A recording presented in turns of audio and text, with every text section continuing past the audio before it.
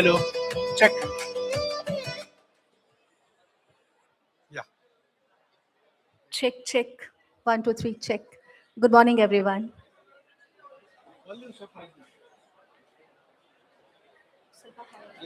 Speak. Testing 1, 2, 3. Yes, thank you.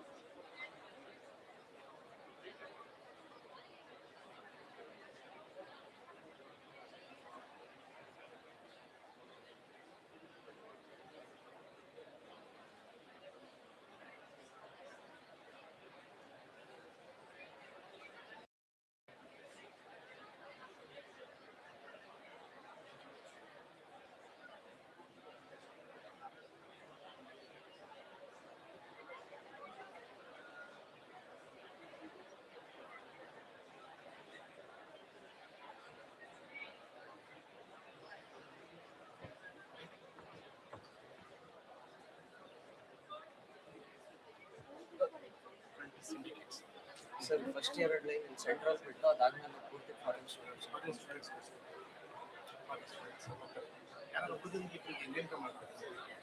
ಅದೇ sir first ಇಲ್ಲಿ ಸ್ವಲ್ಪ ಶ್ರೀಶ ಇರಲಿ ಅಷ್ಟೊತ್ತಿಗೆ ಶ್ರೇ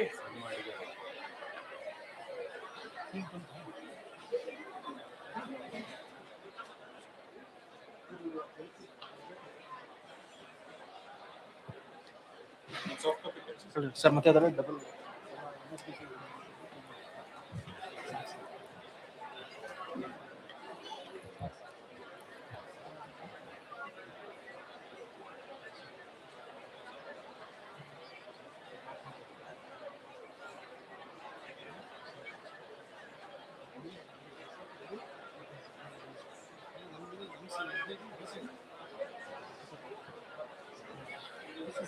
ಸರಿ ಸರ್ ಅವ್ರಿಗೆ ಕಳಿಸಿ ಇಲ್ಲಿ ಬೇಕಾದ್ರೆ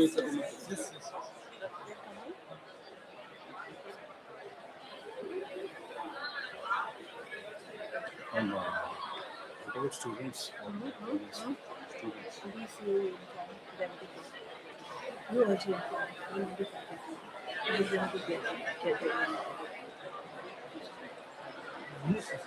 BC ನ್ಯಾಯವಾಗಿ ಬಿಟ್ಬಿಡೋಣ ಅಂದರೆ ಅವರು ಕೊಡೋಕ್ಕೆ ಅಂತ ಅವನು ಕೊಟ್ಟಿದ್ದಾರೆ ಬಟ್ ಬೇರೆಯವ್ರಿಗೆ ಕೊಡಬೇಕಲ್ಲ ಮಿನಿಸ್ಟ್ರಿಗೆ ಕೊಡಬೇಕು ಸೊ ಅವ್ರಿಗೆ ಬೇಗ ಬೇಗ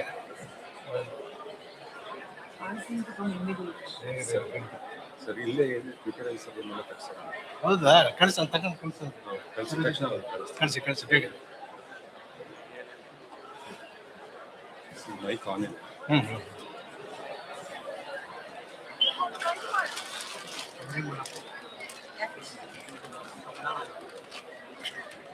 Sir, where Fraser, sir?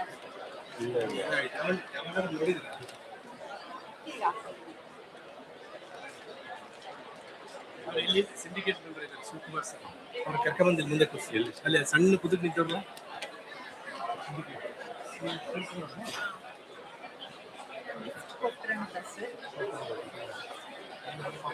These foreign students are coming. Where to make them stay?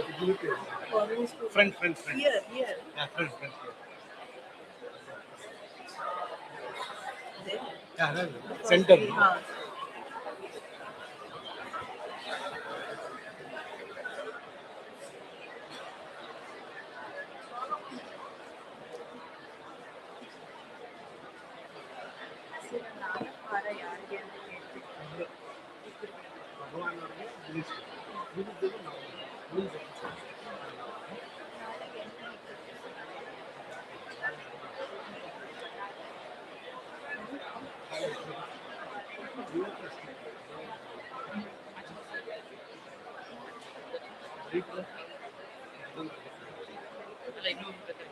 Candle we will. ಆ ಕ್ಯಾಂಡಲ್ ಹೋಗಿ ಅದೇ ಕವನ ಮೇಡಮ್ ಇಟ್ಕೊಂಡ್ಬರ್ಬೇಕೆ ಅಲ್ಲಿ Kavana, extra candles.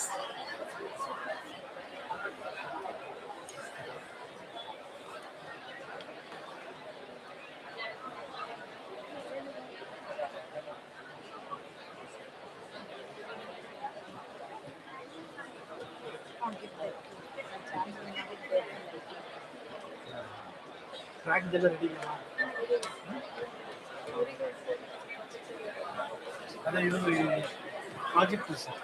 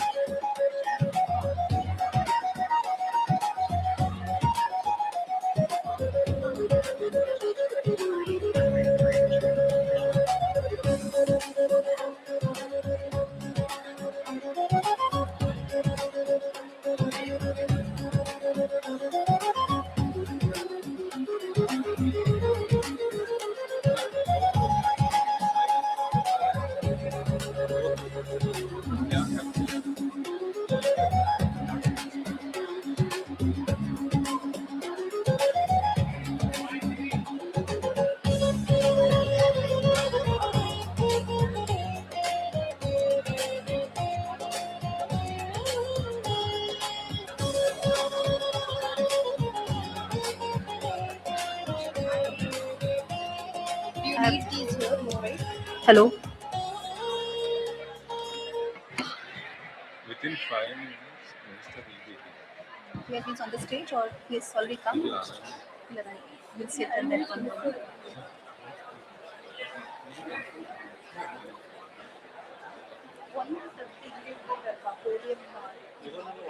ಇಲ್ಲೊಂದು ಅಲ್ಲೊಂದು ನೋ ನೋ ದಟ್ ಆ ಬನ್ನಿ ಶೋ ತಗೊಂಡ್ಬಂದು ಎರಡು ಹಿಂದೆ ಎರಡಿದೆ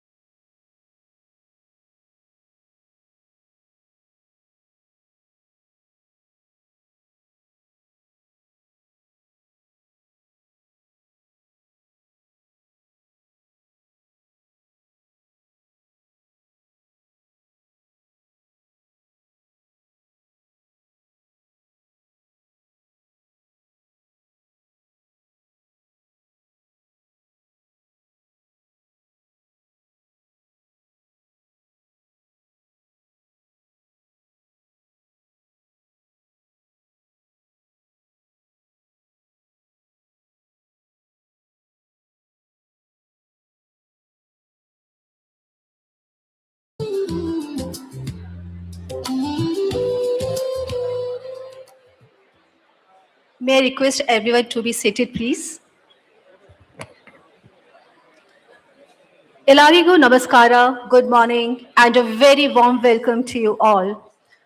Respected dignitaries, distinguished guests, our industry and knowledge partners, eminent academicians, industry leaders, researchers, innovators, delegates, faculty members, and dear students. It gives me immense pleasure to welcome you to the International Conference on Leveraging Artificial Intelligence to Advance Sustainable Development Goals, organized by Wolverhampton-Bengaluru Center for Research and Innovation at Dr. Manmohan Singh, Bengaluru City University, in association with the University of Wolverhampton, UK, as part of the Multidisciplinary Research and Innovation Conference Series 2026. The Wolverhampton-Bengaluru Research Center is actively involved in research and innovation initiatives, knowledge creation, policy intervention, and dialogues with all the stakeholders to promote research and innovation at a global scale. Today, the world stands at an extraordinary intersection. On one side, we have some of humanity's most urgent challenges like climate change, healthcare inequity, education accessibility, food security, sustainable cities, and responsible economic growth. And on the other side, we have one of the most transformative technologies of our time, artificial intelligence. So the real question before us is no longer simply, what can artificial intelligence do? The most important question is, what should artificial intelligence should do for humanity? And that is precisely the conversation the conference seeks to initiate, bringing together the strength of academia, government, healthcare, technology, industry, and research to create solutions that are not only intelligent, but also inclusive, ethical, and sustainable. As we embark on this auspicious occasion, we seek the blessings of the divine. May knowledge be our guiding light, innovation our path, and the well-being of humanity our highest purpose. In this spirit, let us begin with a timeless Sanskrit prayer for welfare of all. Sarve bhavantu sukhina, sarve santu niramaya, sarve bhadrani pashyantu, ma kashyet dukh bhag bhavet. May the deliberations over these 2 days lead to discoveries, ideas, action, and to a more equitable and sustainable world. Let us begin this remarkable journey of knowledge, collaboration, and purposeful innovation. In the esteemed presence of our Honorable Minister and distinguished dignitaries, we invoke the spirit of Karnataka pride through our state anthem. May I request audience to please rise and stand in attention for the Nadagite.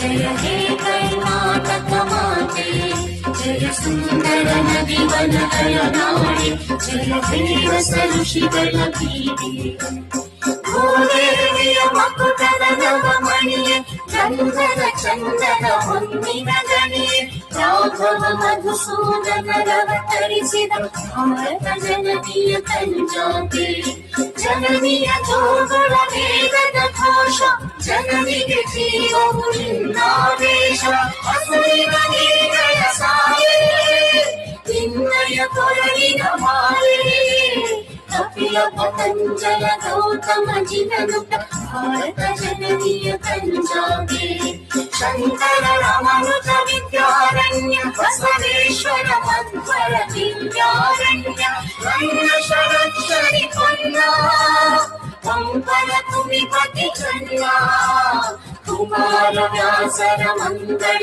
ಧಾಮ ಕವಿ ಕೋಗಿಲೆಗಳ ಪುಣ್ಯಾರಾಮ ನಾನಕ ರಾಮಾನಂದ ಕಬೀರರ ಭಾರತ ಜನನಿಯ ತಂಜಾಗೆ ಕೈರಪ್ಪ ಹೊಯ್ಸಳರಾಡಿದ ನಾಡೆ ನಂದನ ಜತನರ ನೆಚ್ಚಿನ ಬೀರೆ ಕೃಷ್ಣ ಶರಾವತಿ ತುಂಗಾ ಕಾವೇರಿಯವರ ಗಂಗಾ ಚೈತನ್ಯ ಪರಮಹಂಸ ವಿವೇಕರ ಭಾರತ ಜನನಿಯ ತಂಜಾಗೆ ಸರ್ವ ಜನಾಂಗದ ಶಾಂತಿಯ ತೋಟ ರಸಿಕರ ಕಂಗಳ ಸೆಳೆಯುವ ನೋಟ ಹಿಂದೂ ಕ್ರೈಸ್ತ ಮುಸಲ್ಮಾನ ಪಾರಸಿಕ ಜೈನ ಧ್ಯಾನ ಜನಗಣ ಹೋಲುವ ದೊರೆಗಳ ಧಾಮ ಭಾರತ ವೈದಿಕರ ನಾಮ ಕನ್ನಡ ನುಡಿ ಕುಣಿದಾಡುವ ದೇಹ ಕನ್ನಡ ತಾಯಿಯ ಮಕ್ಕಳ ದೇಹ Bharat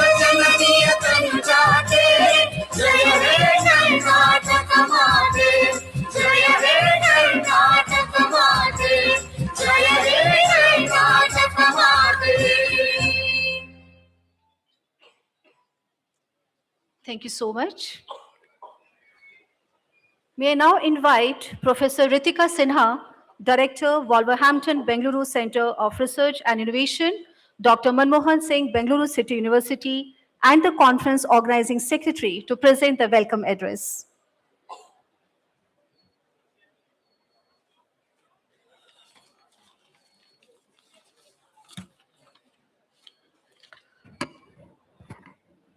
A very good morning to one and all. Honorable Chief Guest, Shri Priyank Kharge, Honorable Minister for Home Affairs, IT and BT and E-Governance, Government of Karnataka. Honorable Vice Chancellor, Professor Ramesh B. Distinguished guest of honors, esteemed keynote speakers, distinguished dignitaries on the dais and off the dais, sponsors and partners, honorable syndicate members, academic council members, esteemed faculty members, researchers, delegates, ladies and gentlemen, a very good morning to each one of you. It gives me immense pleasure to welcome you all to this 2 days international conference on multidisciplinary research and innovation conference jointly organized by Dr. Manmohan Singh, Bengaluru City University and Wolverhampton University under the aegis of WBC Center.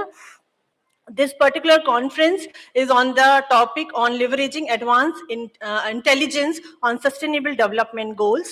This conference aims to bring together all the industry practitioners, researchers, and various participants from not only India, across the globe, across multiple disciplinaries. It is multidisciplinary conference, and I have the privilege to welcome each one of you to this 2 days international conference. At the outset, first of all, I would like to welcome our Honorable Minister, Minister for ITBT and E-Governance. We welcome you, sir, for this event, and we are grateful that you are with us on this occasion.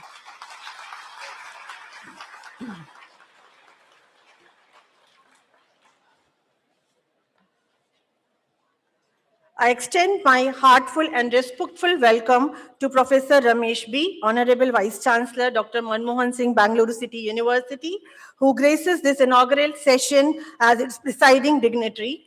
Under his visionary stewardship, the university has grown into an institution that looked beyond conventional academic boundaries. We welcome you, sir. I would also like to welcome Professor Ibrahim Edia, Honorable Vice Chancellor, University of Wolverhampton, UK, in his absentia. We are very grateful to all our esteemed guests of honors who are present with us today on stage. So we would like to welcome Professor Bhagwan BC, Honorable Vice Chancellor, Rajiv Gandhi University of Health Science, Bengaluru, whose leadership in medical education brings invaluable perspectives to our deliberation on AI in healthcare. We welcome you, sir.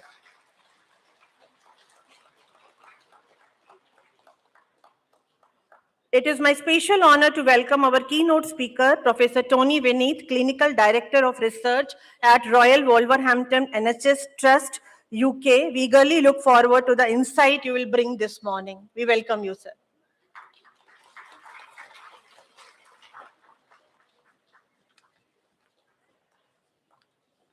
This gathering is also made possible through the generous support of our sponsors and partners, whose collaboration reflects the shared ecosystem of academia, industry, and civil society that this conference seeks to foster.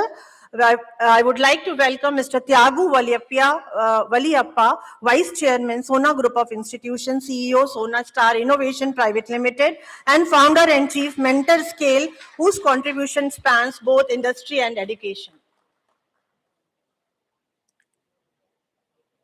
We would like to welcome Mr. Satish Naraharimurthy, founder, CEO, and MD, Romba Technologies and partner, A3 Ventures, whose entrepreneurial leadership exemplifies the innovation this conference seeks to celebrate. We welcome you, sir.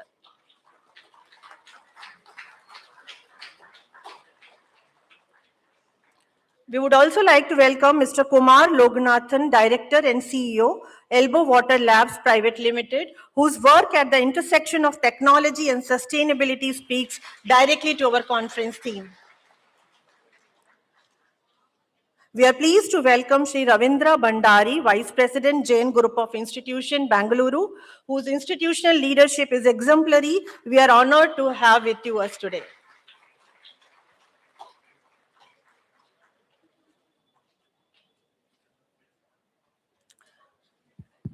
We also welcome CA Dr. Vishnu Bharat Alampalli, Trustee, RV Institutions and President, APS Institution, whose distinguished service to education we warmly acknowledge.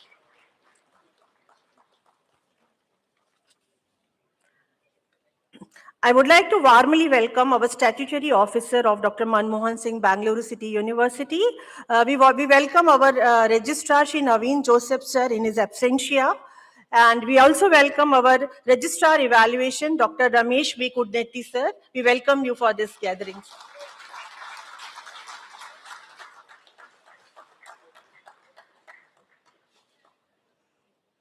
We are honored to welcome Srimati Vijay Lakshmi MV, Finance Officer, whose steady administrative stewardship make an event of this magnitude possible. We welcome you, ma'am.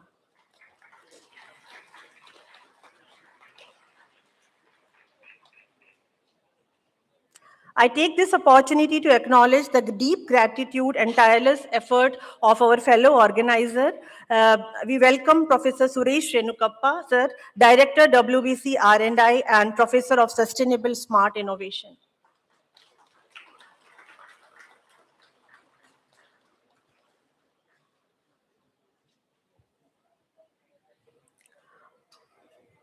We would also welcome Professor Subhashini Suresh, Co-Director WBC R I and Professor of Knowledge Management, University of Wolverhampton, UK.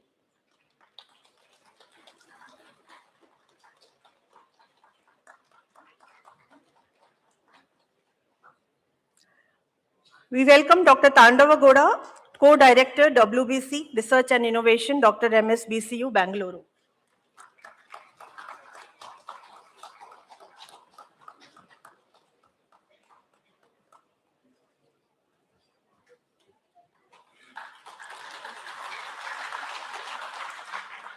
I also extend a very warm welcome to honorable members of syndicate who are present over here, academic council members, deans and teaching and non-teaching staff of Dr. MSBCU. We also welcome Dr. Lingaraj Gandhi sir, our former Vice Chancellor, Dr. MSBCU. We welcome Jay Prakash sir, Chairman of IIBS. We welcome all the delegates, research scholars, students joining us online and offline, all the participants. Over the next 2 days, we hope to explore together how artificial intelligence can meaningfully advance the SDG goals and how collaboration across institutions, geographies, and multiple disciplines can turn research into real-world impact. Once again, on behalf of the entire organizing committee of WBC R I welcome you all most warmly to MRICS 2026. Thank you.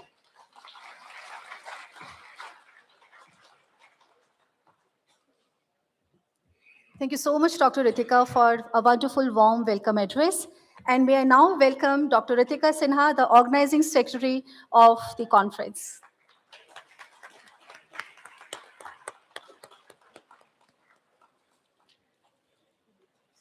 It is my pleasure to introduce Professor Subhashini Suresh. She is a professor of knowledge management at the University of Wolverhampton, UK, providing strategic leadership in research, innovation, and international collaboration. As a co-lead of the Wolverhampton-Bengaluru Research and Innovation Center, she drives strategic partnerships across academia, industry, government to translate research into policy and practice. Over to you, Professor Subhashini Suresh, for introduction to the Research Center.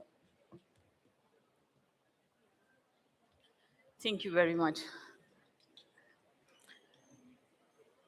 It is my privilege to stand before all of you all today on 5th of August to talk to you all about what is WBC R I. It stands for Wolverhampton-Bengaluru Center for Research and Innovation.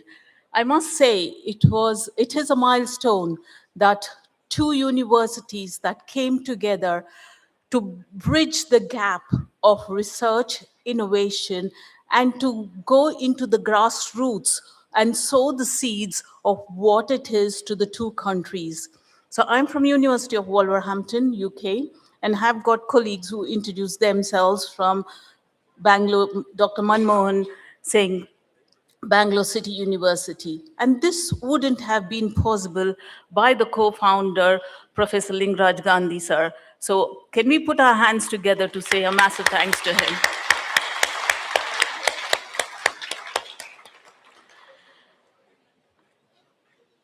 And this was carried through Professor Ramesh, sir, the Vice Chancellor of the Bangalore City University. So thank you very much, sir.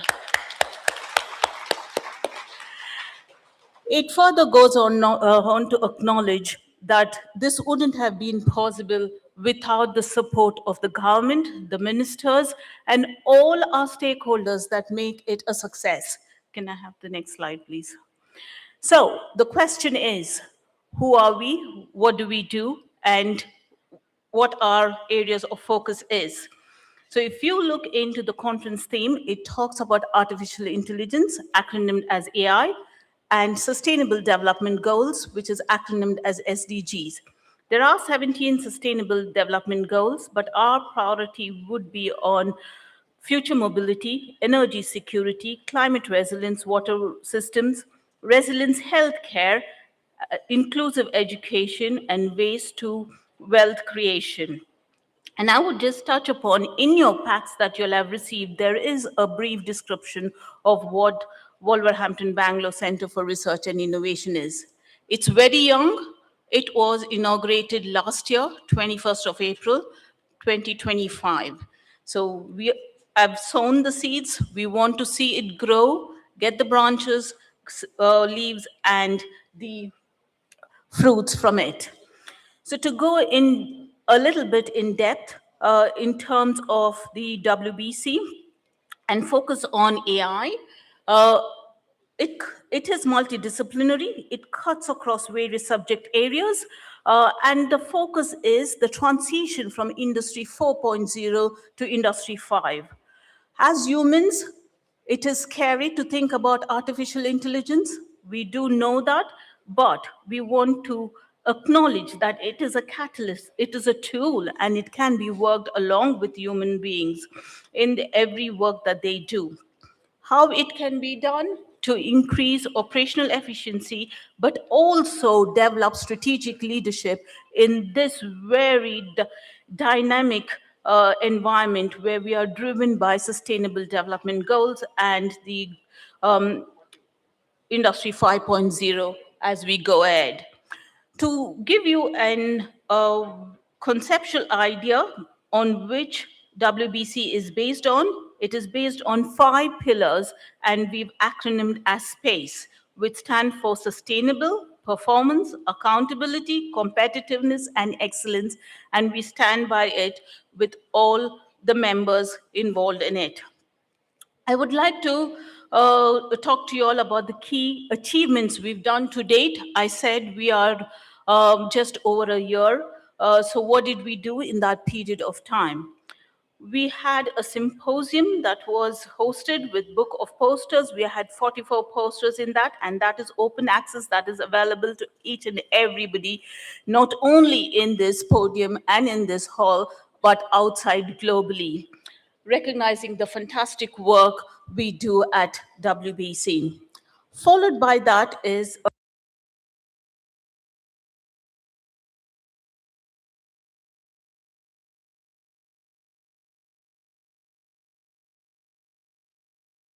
journal, those who understand the journal ranking, and in UK it is 4-star. So we were able to achieve a very high impact in terms of our research. Having said that, we went to the conferences as well. You can see that British Academy of Management, there the acceptance rate is less than 10%. So kudos to our researchers, those who were involved in it. The other achievement I want to say is about the policy impact. We are well known, and the director, both Ritika Sinha and Suresh Renukapam, are pioneers in policy impact, along with Thanagada, myself, and the team that we lead. We've informed a lot of policy, and to give you an example, and if you can see very closely, there is an acronym put HC, which is House of Common. What does that mean? The work that we've done has informed the UK Parliament. It has been discussed by the civil servants and the ministers to take it into a policy. So that is a very great impact on the ground level. And also, we did have what is called as a summer immersion program in a program called Scout, where undergraduate students visited us at University of Wolverhampton and were there for 2 weeks, where we immersed them into the concept of Circle, which is climate innovation, resilient cities, leadership, and equity. Last but not the least, in terms of our achievements, is the launch of the JARIS journal, which you will be seeing very soon.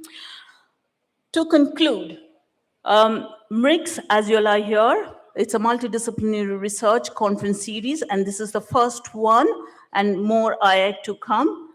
Please scan the QR code, and you will have access to all the publications that has been submitted, peer-reviewed, and published. So it is open access. So please scan that so that you all can see the various topics that you all are going to hear the presentation today and tomorrow. With that, thank you.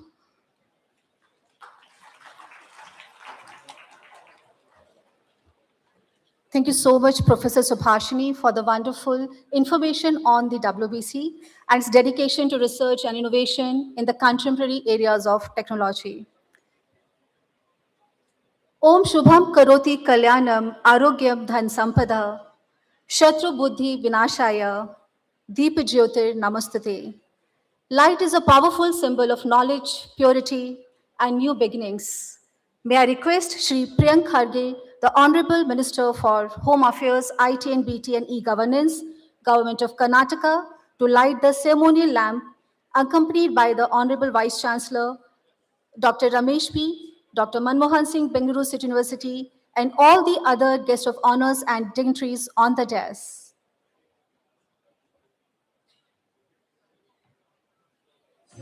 कुरुत्वं कल्याणं आरोग्यं धनसम्पदः शुभं कुरुत्वं कल्याणं आरोग्यं धनसम्पदः शत्रुबुद्धिविनाशाय दीपज्योतिर्नमोऽस्तुते दीपज्योतिर्नमोऽस्तुते दीपज्योतिर्परब्रह्म दीपज्योतिर्जनार्दनः दीपज्योतिर्परब्रह्म दीपज्योतिर्जनार्दनः दीपो हरतु मे पापम् सन्ध्यादीपनमोऽस्तुते ओ दीपब्रह्मरूपस्त्वं ज्योतिषां प्रभुरव्ययः ओ दीपब्रह्मरूपस्त्वं ज्योतिषां प्रभुरव्ययः आरोग्यं देहि पुत्रांश्च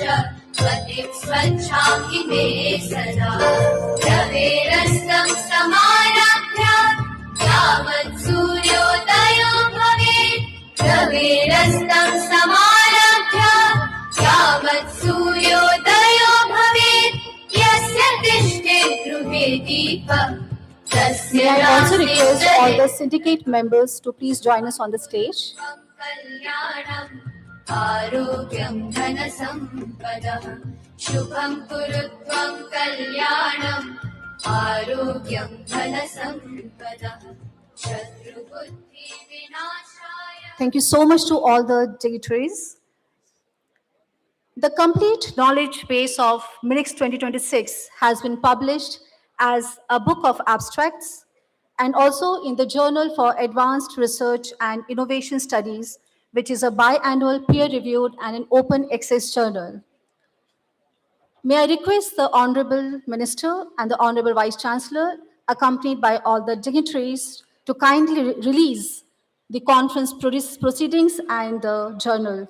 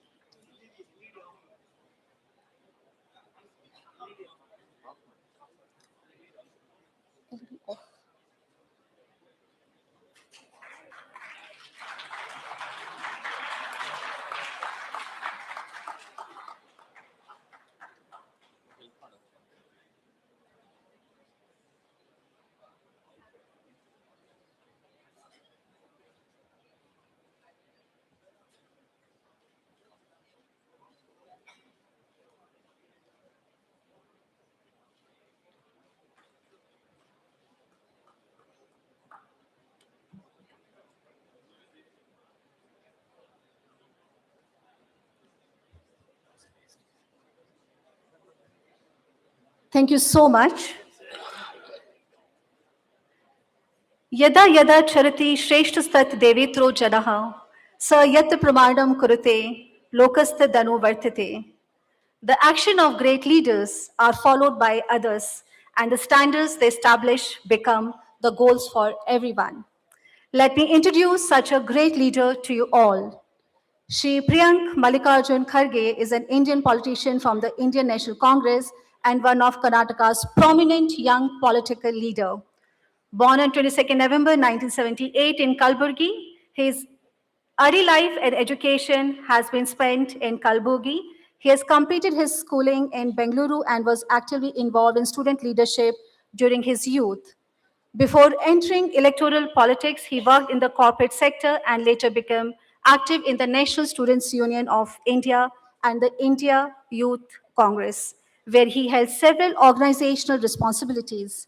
He has served in several important portfolios in the government of Karnataka, including Minister of State for Information Technology and Biotechnology, Science and Technology and Tourism in 2016 to 2018, Cabinet Minister for Social Welfare from 2018 to 2019, Cabinet Minister for Rural Development and Panchayat Raj, Information Technology and Biotechnology and Electronics, and has such multiple important portfolios.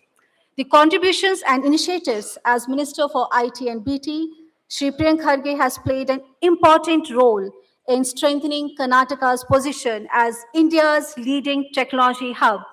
His focus areas include promoting startups and entrepreneurship, expanding global capability centers in Karnataka, encouraging innovation through AI, biotechnology, and deep tech initiatives, strengthening digital governance and e-governance services, supporting investments in Karnataka's technology ecosystem, and leadership style. He is known for advocating digital transformation and innovation. He is regarded as one of the youngest faces of the Congress in Karnataka. His tenure has been associated with initiatives aimed at improving the state's technology ecosystem. Ladies and gentlemen, let's put our hands together and welcome Shri Priyank Kharge, and may I request our chief guest to deliver the inaugural address.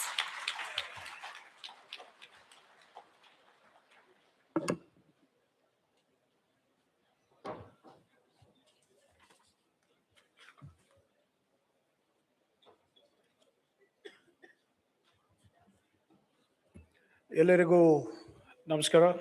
Good morning to everybody. It's my absolute pleasure to be here at the Wolverhampton-Bengaluru Center for Research and Innovations International Conference on leveraging artificial intelligence to advance sustainable development goals. dignitaries on stage, Shri Professor Ramesh, Professor Bhagwan, Mr. Satish, Mr. Tyagu, Mr.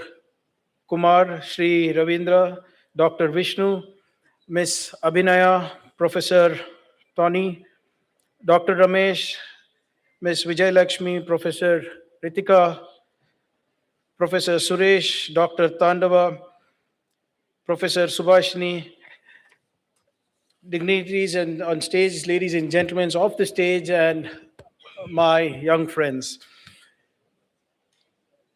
If I may speak freely, Professor Ramesh and Professor Bhagwan, if I may speak freely, it's after a very long time I'm seeing a government institute, educational institute, call the Minister for IT/BT on an innovation summit. And the reason I'm saying this is I know it might get into a controversy, but I'm known for being controversial. But I've had the pleasure in my capacity of serving the government of Karnataka to travel across geographies, visit a lot of universities across Europe and America. I've been to London School of Economics. I've given talks in the King's College, Queen's College. I've been to Stanford. I've been to University of Columbia. And all this in my official capacity to study what best practices that can be brought here to my state of Karnataka. In fact, the Bangalore, the base, the Baba Saheb Ambedkar's School of Economics was established because of my perseverance. Whenever I went to these universities, Professor Ramesh, when I go to the American universities or when I went to the European universities, the first thing I would see there as soon as I enter is a wall of fame. And that wall of fame would have alumni, names of alumni students who have won the European Science Award, who have won the Nobel Prize, who have won a very prestigious economic award. And then they would give us their prospectus or they would give us their brochures. And throughout, whenever, if you read their brochures properly, they would tell on how their focus of faculty was on education, on emerging technologies, on research, on skill-based learning, on innovation, etc. But in Indian universities, I'm sorry to say, whether it's government or private, you look at their brochures, the first line is sprawling over 1,000 acres, sprawling over 500 acres. It's like they're doing a real estate job. They're not an education institution. So I'm very glad to see that when I saw your prospectus, you have not told how many acres the Bangalore Central University has. And in fact, you're focused on what is absolutely necessary today, that is how to train the youth academically to ensure that they're more employable, and more importantly, how that employability is going to help make the world a better place. Friends, in the year 2015, the world made a promise. Most of the nations, close to around 193 countries, signed their names beneath 17 goals. They made a pledge to end poverty, to feed the hungry, to heal the sick, to teach every child, and to hand our children a planet that was still worth inheriting. We call them the United Nations Sustainable Development Goals. We gave ourselves 15 years. And This year is its 11th year. We have crossed the halfway mark long time back, and on our current path, definitely we are not going to keep up that promise. We are not going to keep up our promise on hunger. We are not going to keep up our promise on eliminating poverty. We are not going to keep up our promise on climate. We are not going to keep up our promise on equality. The gap between what we promised and what we have delivered is quite bad and shameful. So the question before us is not whether our ambition was too great. The question before us is whether we are willing to use every tool we have to close that gap. And today, for the first time in human history, we hold in our hands a very, very powerful tool, a tool that we call artificial intelligence. Let me be very clear. A lot of people, as a Minister for Information Technology and Biotechnology and Electronics and e-governance, I get to see a lot of startups. I get to see a lot of corporates. Everybody, first thing they come and say to me is that, whenever I'm having a presentation, is that, sir, we are AI enabled. I think it's a very loosely used word, or probably even abused word. So let me be very, very clear. AI is not a savior. It will not feed a single child on its own. It has no conscience. It has no courage. And more importantly, it has no compassion. But in the hands of people who have courage, consciousness, and compassion, it can become something remarkable that has never happened in the humankind. It's a force multiplier, according to me, but it has to be in the right hands. It has to be used effectively and correctively, and more importantly, responsibly. So if we are interested in using AI to advance our sustainable development goals, we need to use it wisely. I'll give you an example of what we are trying to do. In villages where there has never been a doctor, or the access of doctor is limited, an AI model with a low-cost mobile phone can actually read a chest X-ray for tuberculosis. It can screen retina for blindness that will stalk diabetes. It can flag dangerous pregnancies before it turns fatal. We are having the Indian Nano Conference as I speak.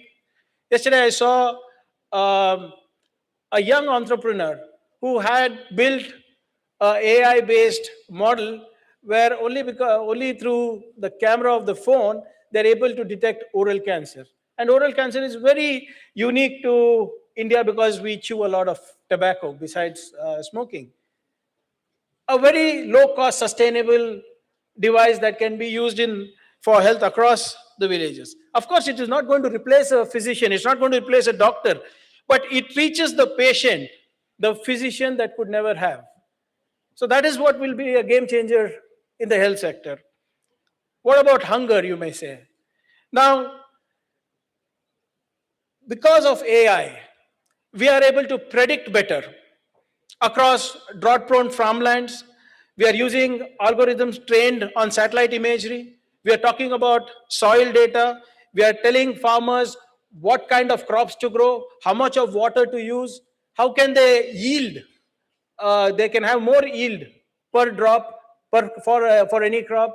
And this is not science fiction. It's happening as we speak. If you just go probably 3-4 weeks back, the Chief Minister of Karnataka made a statement. He said, we are going to have a drought. It is not going to be for the next couple of days. Brace up till next year. We are going to have a super El Nino. It's not an El Nino, it's a super El Nino. So how did we know that? We used data sets. We used satellite imagery. We used algorithms and we used AI to forewarn our farmers on the impending or the looming disaster that is awaiting us. And we are preparing for it. It's just not theoretical anymore. And when we speak about this, of course, there's a lot of politics around it. But the idea is we are leveraging technology to ensure that we keep the public aware, we keep the farmers aware that we are having a great natural disaster in the coming few months. And it's the government's responsibility to ensure that we brace up for it. In learning also, you'll be quite surprised. I'm not sure how many of the dignitaries know here. Government of Karnataka is as innovative as rumor as well. The government of Karnataka is the only state government or the only government in the world to have built the world's cheapest artificial intelligence personal computer, the most affordable one. No other state has it. We will be launching it next week. So we have actually built a hardware so that we can take computing to the grassroots, so that we can take learning to the grassroots, so we can use AI so that the child can learn better or the child can explore his or her syllabus better. This is something that no other state has done. In fact, other states are now looking at government of Karnataka on how they can build their own affordable AI PCs here. And using AI, we need to ensure that we give better governance as well. So it's just like I said, it is just not the responsibility of the private sector, but also the government sector. Karnataka is one of the few states that has citizen service deliveries right at the bottom of the pyramid. So if you are from a village in Karnataka, on WhatsApp, you can get your panchayat proceedings. You can get to know what is happening in your village. If there is a problem of portability of water in your village, or if there's any grievances you want to address to your village, you can address it through your AI chatbot right away in any language that you want. So this is the kind of operations that we have built. And we are moving, the government of Karnataka is moving from e-governance to I-governance, that is intelligence governance. E-governance was electronic governance. Now we are moving to intelligence governance because we have a lot of data sets. I was just talking to Professor Bhagwan, the VC of RGHS now. I'm coming up with a policy, a first of its kind policy in India, where government will be your first client. Government is willing to take solutions from research institutes, from educational institutes, from individuals, startups, or corporates, because we have huge data sets.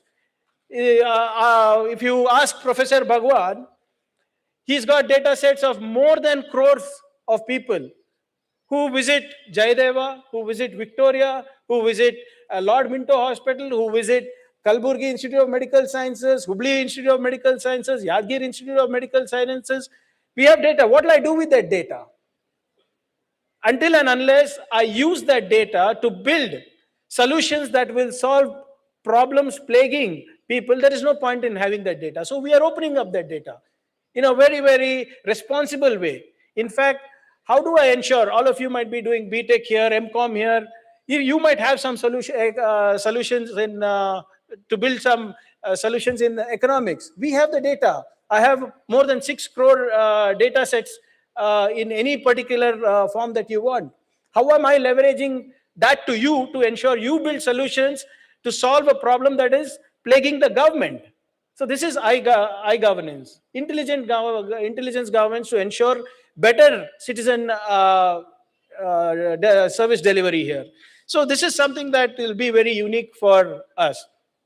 And more importantly, I think the government of Karnataka is very, very clear on what it wants to do in AI. We are not just, I don't know, do you people realize that you are in the world's 4th largest technology cluster? Bengaluru is today the world's 4th largest technology cluster. You are number 8 in the startup ecosystem. We are number 3 in the AI skill penetration in the world. So you are no more and it's all thanks to the students who are sitting here. It is because of your talent. It is because of the agility that you have to unlearn and relearn. That is what makes Bengaluru the 3rd most important skill capital in AI. So that is very important for us. So the government of Karnataka is clear. We are building a solid pyramid with a foundation of skills. We are topping that up with incubators. We are topping that up with centers of excellence. We are topping that up with startup policies. We are topping that up with deep tech policies. You will be quite surprised. I'm not sure. Again, I think only our Tyagu will know, because he works very closely with the Commerce Department and the IT Department. No other state or no other venture capital in the world has funded close to 1,500 startups besides the government of Karnataka. We are the only state who have funded 1,500 startups, and we give 50 lakhs grant. No stake taken, no equity taken. Now we are focusing on deep tech and AI. In fact, we just closed our program Elevate Next for deep tech and AI. So people who are going to solve real life problems for us, like exactly what your conference is all about, leveraging artificial intelligence for advancing sustainable goals. So real life problems need to be solved, and that's exactly what the government of Karnataka is doing with Elevate Next. Here, we are giving up to 1 crore grant. 1 crore grant. No other state is doing that. When we opened up this scheme, Elevate Next, in 15 days, I got more than 930 deep tech startups, 938 deep tech startups, out of which we are funding the 40 most prestigious ones with 1 crore funding. And we'll be giving them incubation as well. And the good thing that the government of Karnataka is also doing, just like how you're doing, Professor Rame, I run something called the Global Innovation Alliance. I have an alliance with over 40 countries, right from USA to Uruguay. So North America, South America, Europe, Australia, everybody, including certain Asia Pacific countries. And what we are doing with them is we are setting up innovation corridors. So I'm urging the members here, the syndicate members, as well as all the dignitaries on stage, once this conference is over, please let me know how we can work together in ensuring that we can develop innovation corridors for our kids, for our students, for the universities, right across across geographies. So we have, like with Silicon Valley, I have a startup corridor. With Washington, I have a fintech corridor. With Australia, I have a sports corridor. With France, I have a entire innovation and the orange economic corridor. So the government is willing to be as agile as the private sector, as agile as the education sector. But at the end of it, IP should come out from here, innovation should come out of here, invention should come out of here, and more importantly, we should be solving a real life problem. If you're telling me that there is one Amazon.com, I want to make an Indian version of Amazon.com, I'm not interested. No e-commerce, no quick commerce. Are we solving a problem? Are we solving a problem on scale? Is it going to benefit mankind? Then I'm extremely interested, whether it is setting up of center of excellences, whether it's setting up of incubators, whether it is setting up of incubators, whether it is setting up of startup collaborations, education hubs. Definitely the government of Karnataka is extremely interested in that. And lastly, I'll not take much time because I know it's very difficult to keep the attention of the Gen Z here. So I'll not take much time. We are also coming up with AI University. The Honorable Chief Minister, Mr. D.K. Shivkumar, has already announced India's first AI University. Probably in the next month and a half, we will be having India's first phygital AI University. We are speaking to Anthropic, we are speaking to OpenAI, we are speaking to any company and every company who has anything to offer for our students. The idea is to make you the most employable human resource in the world. We have a program called Nipuna Karnataka. I would urge the dignitaries from Wolverhampton as well to take a look at what we are doing. I am running India's biggest reskilling program for the youth of the country. So you want them trained in AI, I will train them. You want them trained in AI in biogenetics, I will train them. You want them trained in AI in economics, I will train them. You want pure sciences, I will train them. So This is probably India's biggest reskilling program at a cost of more than 300 crores. Our students are ready to unlearn, relearn. And why should we cater only to the Karnataka ecosystem when I can cater to the global ecosystem? The catch line or the byline of the Nipuna Karnataka scheme is very clear. Skill locally, work globally. I will pay 40% of the cost. So you want skill sets in anything. If our youngsters want skills to be AI certified by Claude, they want AI certified by Gemini, you want AI certification from anything that we might not have, we will get you one. So this is the kind of disruption that the government is also bringing. And more importantly, as everybody is aware, AI is like I said, it's extremely glamorous, but it does come with its own environmental hazards. And government of Karnataka is the first state government to think about sustainable data centers. So we are coming up with a policy that will ensure that any data center that is run from Karnataka, any artificial intelligence that is companies that are running from Karnataka can be as green as possible. While we leverage AI for achieving our sustainable goals as a tool, it's also our responsibility to ensure that we come up with the best practices, the most sustainable practices, the most green practices to ensure that these technologies work sustainably and responsibly for us as well. So I'll not take much of your time, but I think this will be a great conference, and I would urge the students here not to squander this opportunity that you have. You've got some of the best speakers here, some of the best minds telling you how innovative you can be and how sustainable we can be using, by leveraging artificial intelligence. But before using artificial intelligence, we all need to ensure that we use our common sense optimally first. That is one of the things that is extremely important. Don't forget your basics. Don't forget the pure economics. Don't forget the pure sciences, based on which AI, IT, BT, machine learning, robotics, everything works. So I think it is very, very important that we all work together. We need to adapt this. There is no doubt. But while we adopt it, let's ensure that we build machines that make us not just more efficient, but also more human and more sustainable in the long run. Thank you so much for having me over. Thank you for your invitation and gracious presence. Jai Hind, Jai Karnataka. Thank you.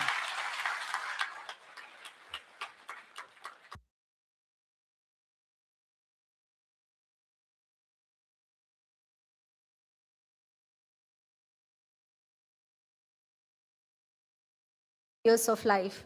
At the state of Karnataka, we are proud to have the cheapest AI system and more tech integration in all the government offices, as well as 1,500 startups funded.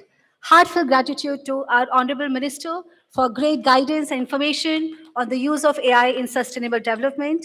Vision of building innovation corridor for our students is highly commendable, sir. Thank you so much for such a motivational session as well. May we have a bigger round of applause for our Honorable Minister Shri Priyank Kharge sir.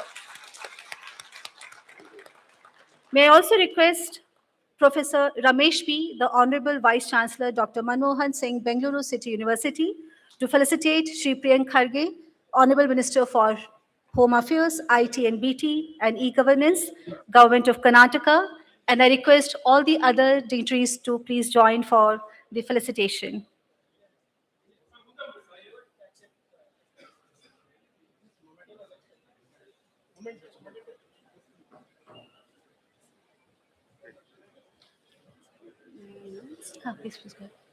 May I request all the syndicate members to join us for the felicitation of Honorable Minister, please.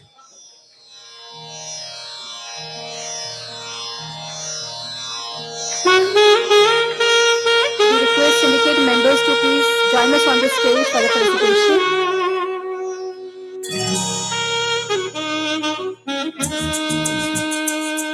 And also our academic council members.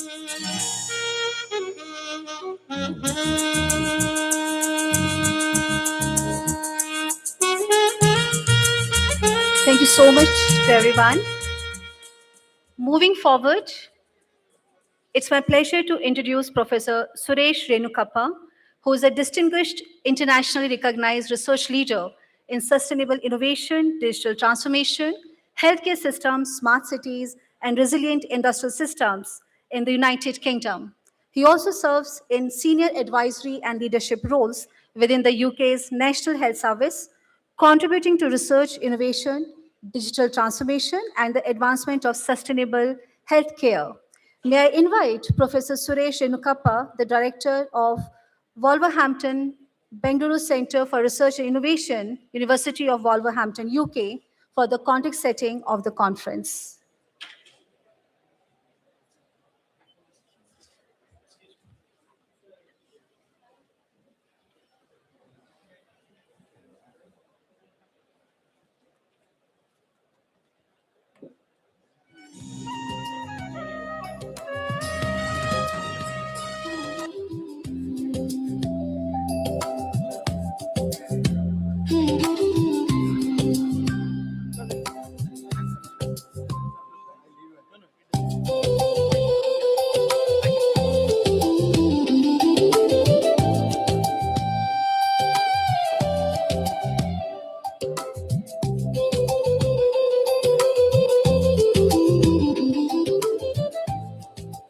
Honorable,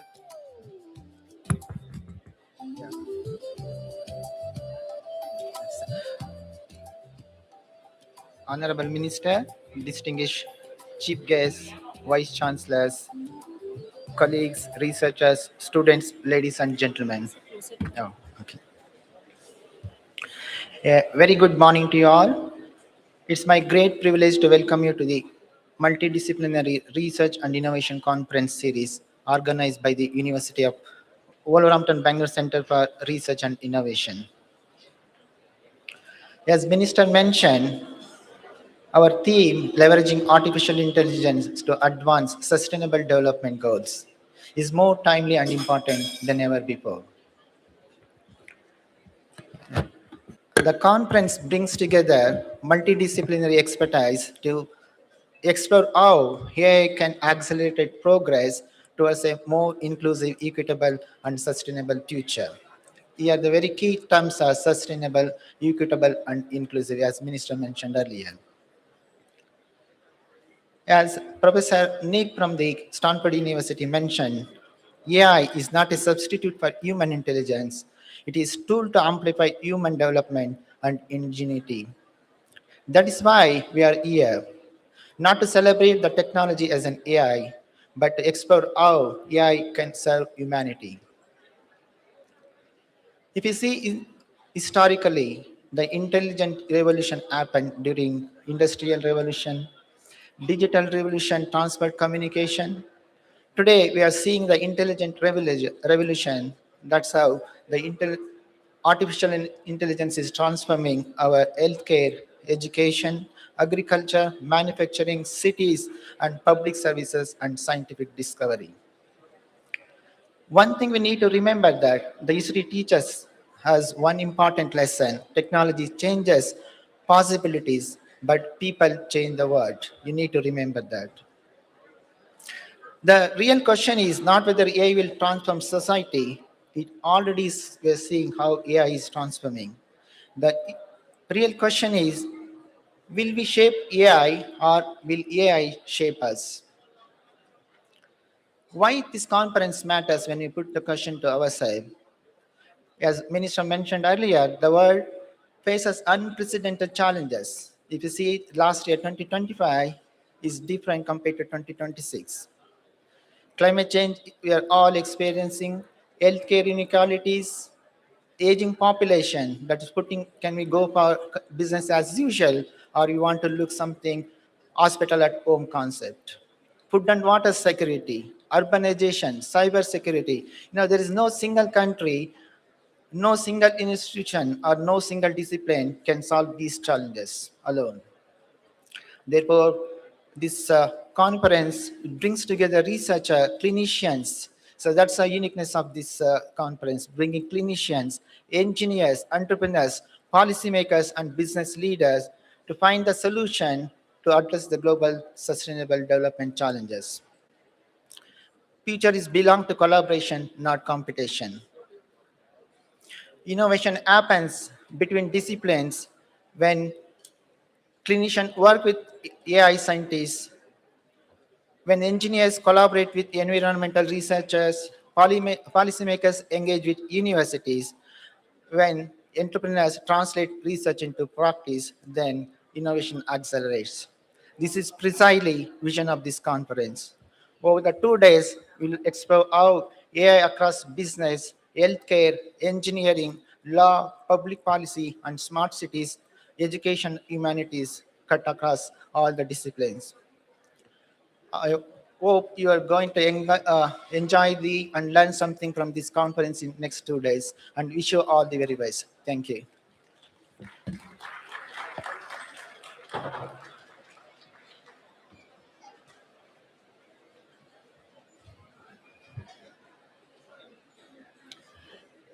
Thank you so much, Professor Suresh, for the context setting of the international conference. And now it's my pleasure to introduce our guest of honor, Professor Bhagwan BC, the Honorable Vice Chancellor, Rajiv Gandhi University of Health Sciences, Karnataka.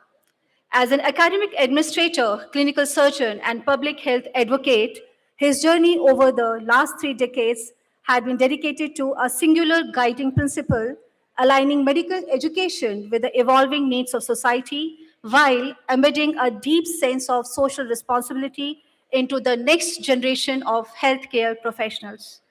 Currently serving as a Vice Chancellor of Rajiv Gandhi University of Health Sciences, he leads an academic and clinical ecosystem comprising hundreds of affiliated colleges, guiding lakhs of students across medicine, dentistry, Ayush, nursing, pharmacy, and allied health sciences. His leadership is focused on executing structural educational reforms in harmony with the national education policy, fostering translation research, and expanding grassroots community outreach across Karnataka. Throughout his career, spanning over 30 years of active clinical teaching, served as the principal of the Kempegowda Institute of Medical Sciences and serving 5 terms as an elected members of the RGUHS Senate and Syndicate. He has worked to bridge global standards with community-centric values. This dedication to surgical education and patient care was recently recognized by the Royal College Council with the prestigious FRCS ad hominem from both Edinburgh and Glasgow. We are very happy and proud to have you with us today, sir, on this occasion of international conference. May I request you to please address all of us.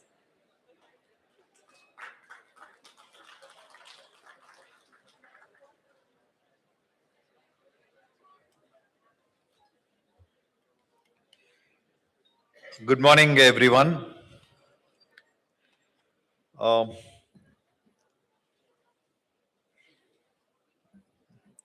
Honorable Chief Guest who just exited from the auditorium, Shri Priyank Kharge, Professor Ramesh B., Honorable Vice Chancellor, Dr. Manmohan Singh, Bengaluru University,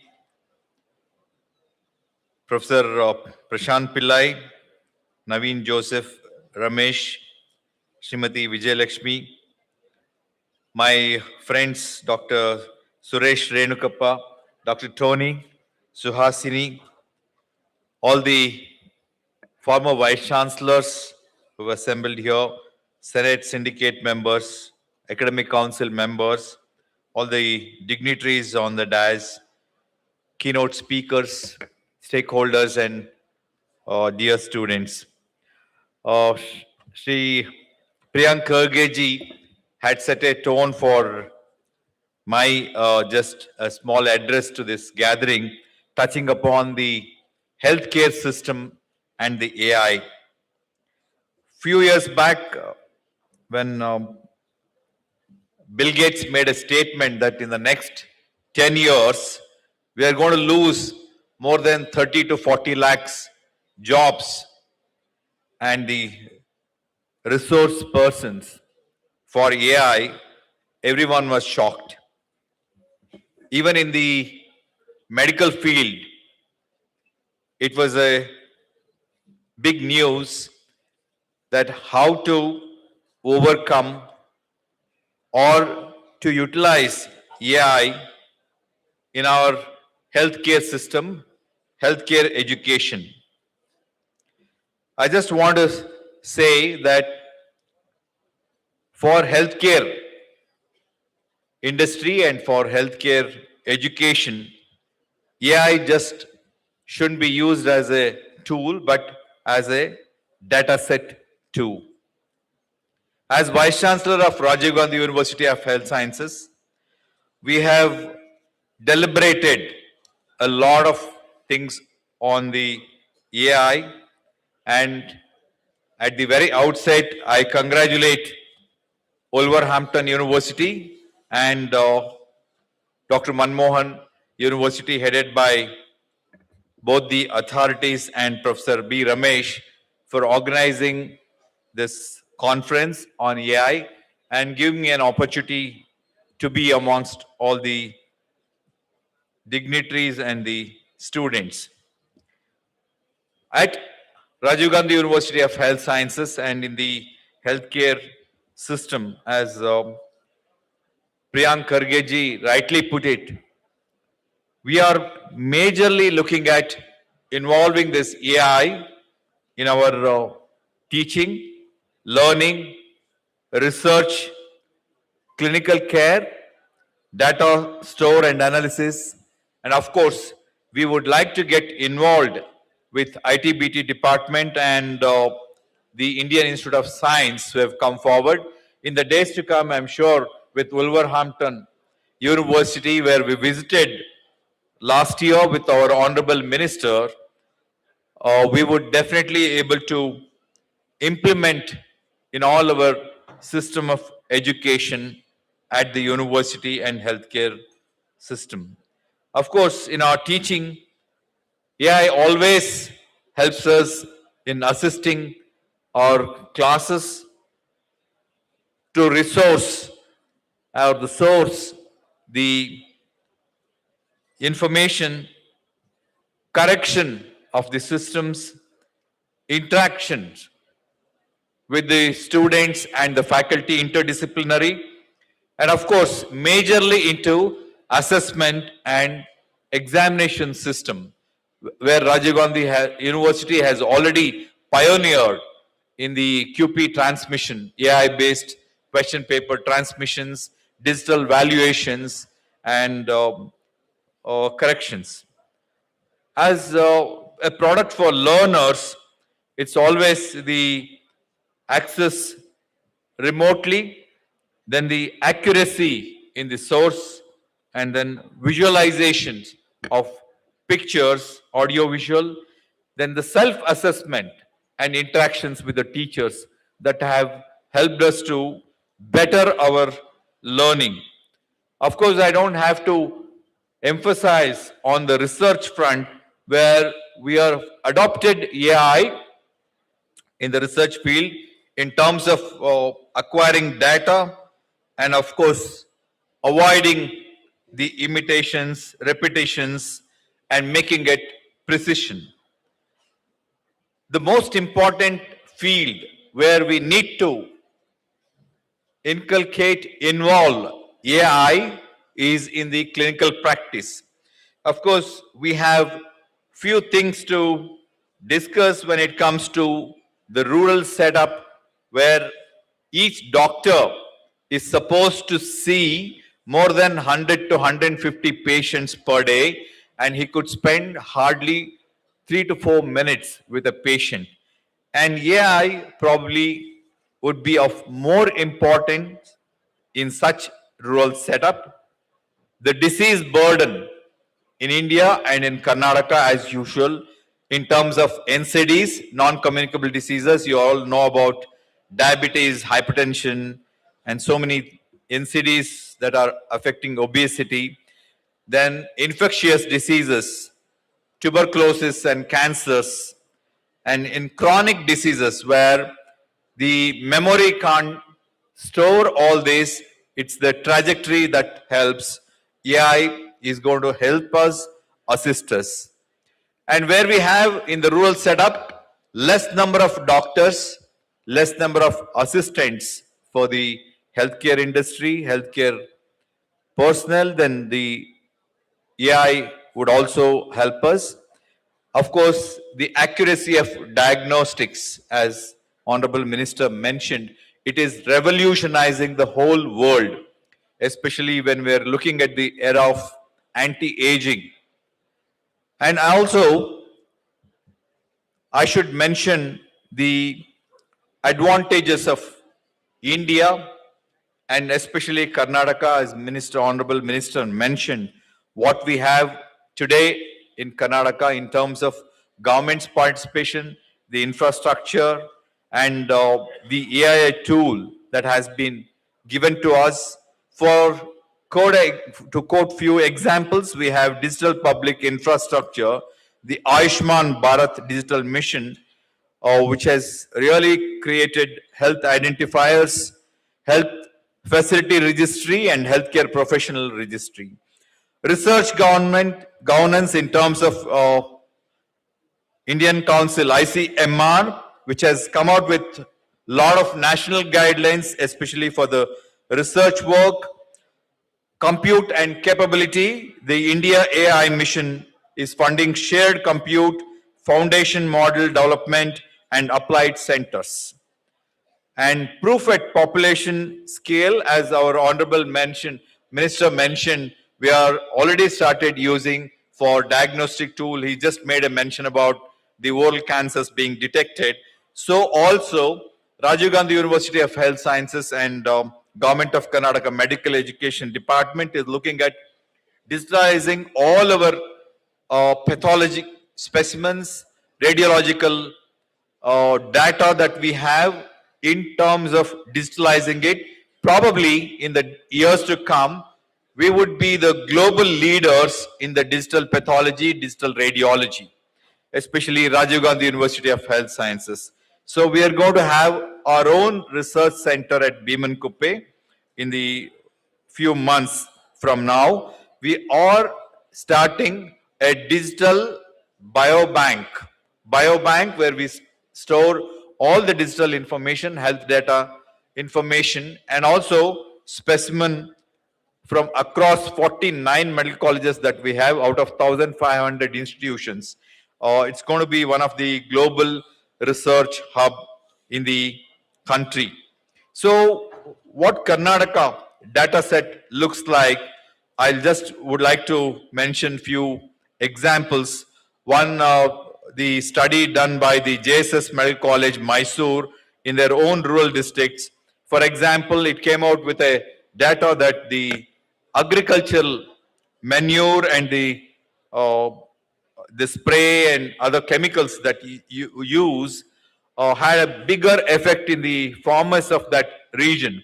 They could find out that it caused hypertension, then the skin diseases, and high level of poisonous and chemicals in their serum, and it advised how they should protect themselves and the assistants could be protected.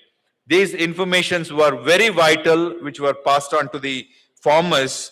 So these kind of AI-based advantages could be adopted in all our healthcare system. So the majorly, I would request all of you today to deliberate on things which could be implemented very easily in terms of healthcare too. The data and evidence literacy for all the students could be implemented. A clinical AI appraisal competency for the third year and final year students. Then a clinical AI appraisal assessment in the research field and assessment field. Faculty development could be another area we can look at. So all these are possibilities with the AI and the advantages that we get. I'm sure today's conference would definitely deliberate on that, and Rajiv Gandhi University of Health Sciences and Medical Education Department would be definitely interested in associating with this kind of conferences. Thanks to Bangalore University under the leadership of Professor Ramesh has organized this conference, and I would definitely congratulate Wolverhampton-Bengaluru, WBC and RI for taking this initiative. We would definitely extend this to Rajiv Gandhi University of Health Sciences in the years to come. Thanks to Suresh and Dr. Tony and Suhasini and for giving me this opportunity and for having an interaction with all of you here on this occasion. Thank you very much.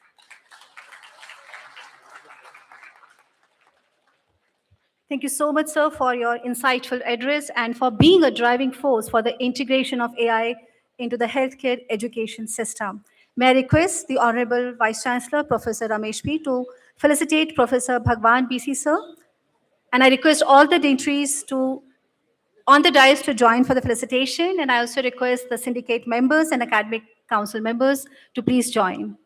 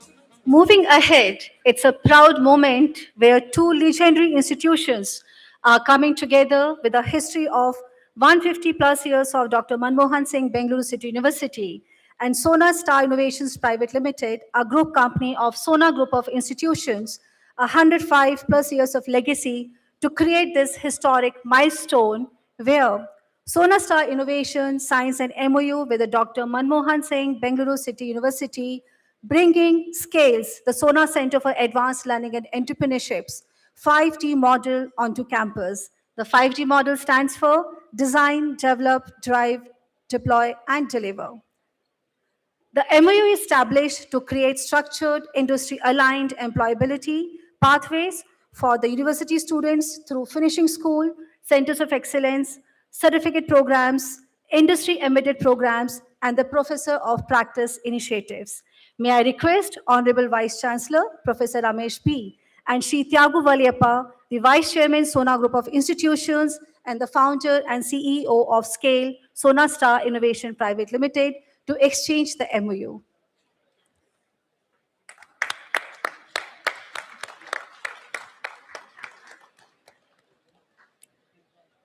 Sona Star Innovation is also associated with key state-level industry and skilling ecosystems, including TANCAM in Tamil Nadu and KDEM, the Karnataka Digital Economy Mission in Karnataka, for training and preparing youth to become industry-ready.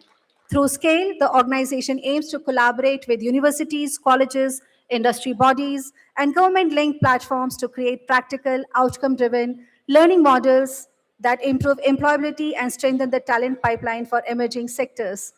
Our heartiest congratulations to both the legendary organizations for signing this historical MOU.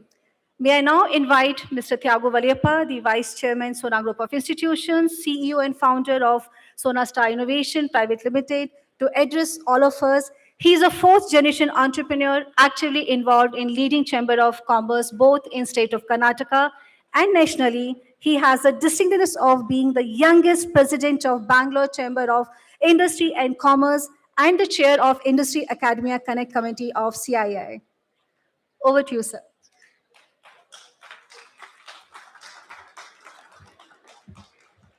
Thank you, and a very good afternoon to everybody here today. I think we had an excellent talk by our minister, and I think he set the tone. We miss him now, but then thank you, sir, for coming. I think our dignitaries on the dais, especially my good friend now, Professor Ramesh, and the complete dignitaries. I don't want to get into the names, but then I think today is a very, very important day. And I think for you, it's completing 1 year of Wolverhampton University and Bangalore City University. Just to, put the context of why we signed this agreement and where we are going. Today's industry is moving at 200 kilometers an hour, but the academy is running at maybe 100 kilometers an hour. A lot of catching up to do. And Sona Center of Advanced Learning and Entrepreneurship, basically focuses on the 5D which was brought in. So today with the AI generation, where professor of practice from industry is a major step forward. And I think the Bangalore City University today is a perfect example. Me being a student of this specific university way back in 1990s. Today, I find that there's a huge potential in bringing the human capital up to the mark of the industry. So we coin ourselves to the industry, for the industry, and by the industry. So the complete questions, the complete technology is focused on industry-based. Just a small example before I say a big thank you. One of the biggest achievements we've done is a company I would name, but then he said, when we called the vice president to our college, so he came and said, sir, I have a principal, I have a training school, I have everything in-house. So then we asked him, sir, why are you doing our work? Because as an education institute and an academic center of excellence, we must give them cooked food to eat. So he said, what do you want me to do? I said, sir, I would like to sign an MOU with you and then take forward. I'd sent 3 of my staff, leading people from my colleges. So we created the syllabus. We brought that syllabus. We were struggling to place 20, 30 people. Now I'm so glad in the last 7.5, 8 years, we have placed more than 2,500 people. Because we were able to work along with them and connect an industry-based curriculum. And exactly what they wanted, we were able to do it. So then this year, the same institute, same company, TVS Motors in Hosur and JSW, the 2 big companies we work with, have taken more than 150 students along with the trained certificate programs. So I think huge opportunity to get in certificate programs like the NSQF, National Occupancy Quality Framework.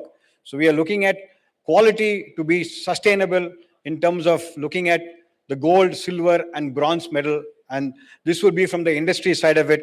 So I think today's program with AI, I think Minister spoke about taking it across the centers. That would be a very, very important aspect. How do we take this to a construction engineering? As we step out, we see construction happening everywhere. And India's, I think, #1 industry today is investment in construction engineering.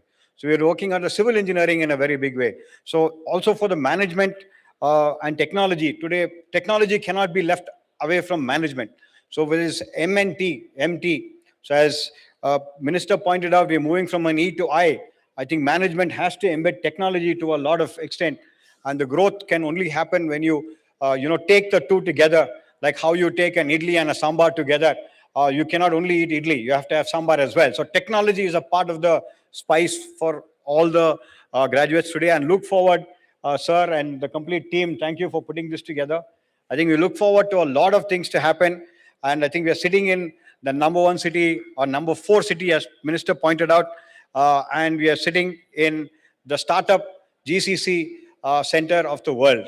So I think Bangalore has got a great brand. I'm certainly looking forward to working along with the university under the leadership of Professor Ramesh and team to build this into the next evolving program. And thank you for giving me this opportunity. Thank you.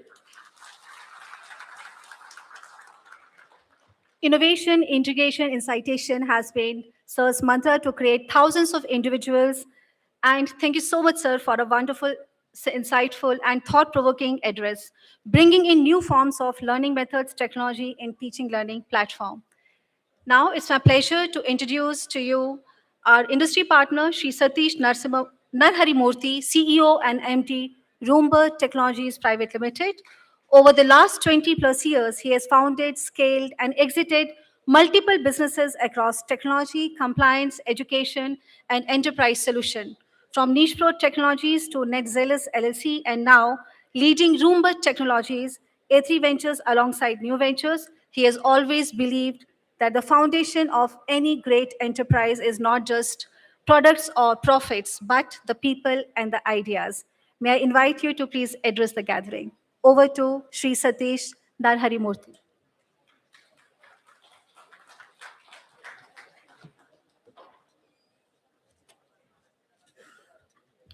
Thank you for the kind introduction.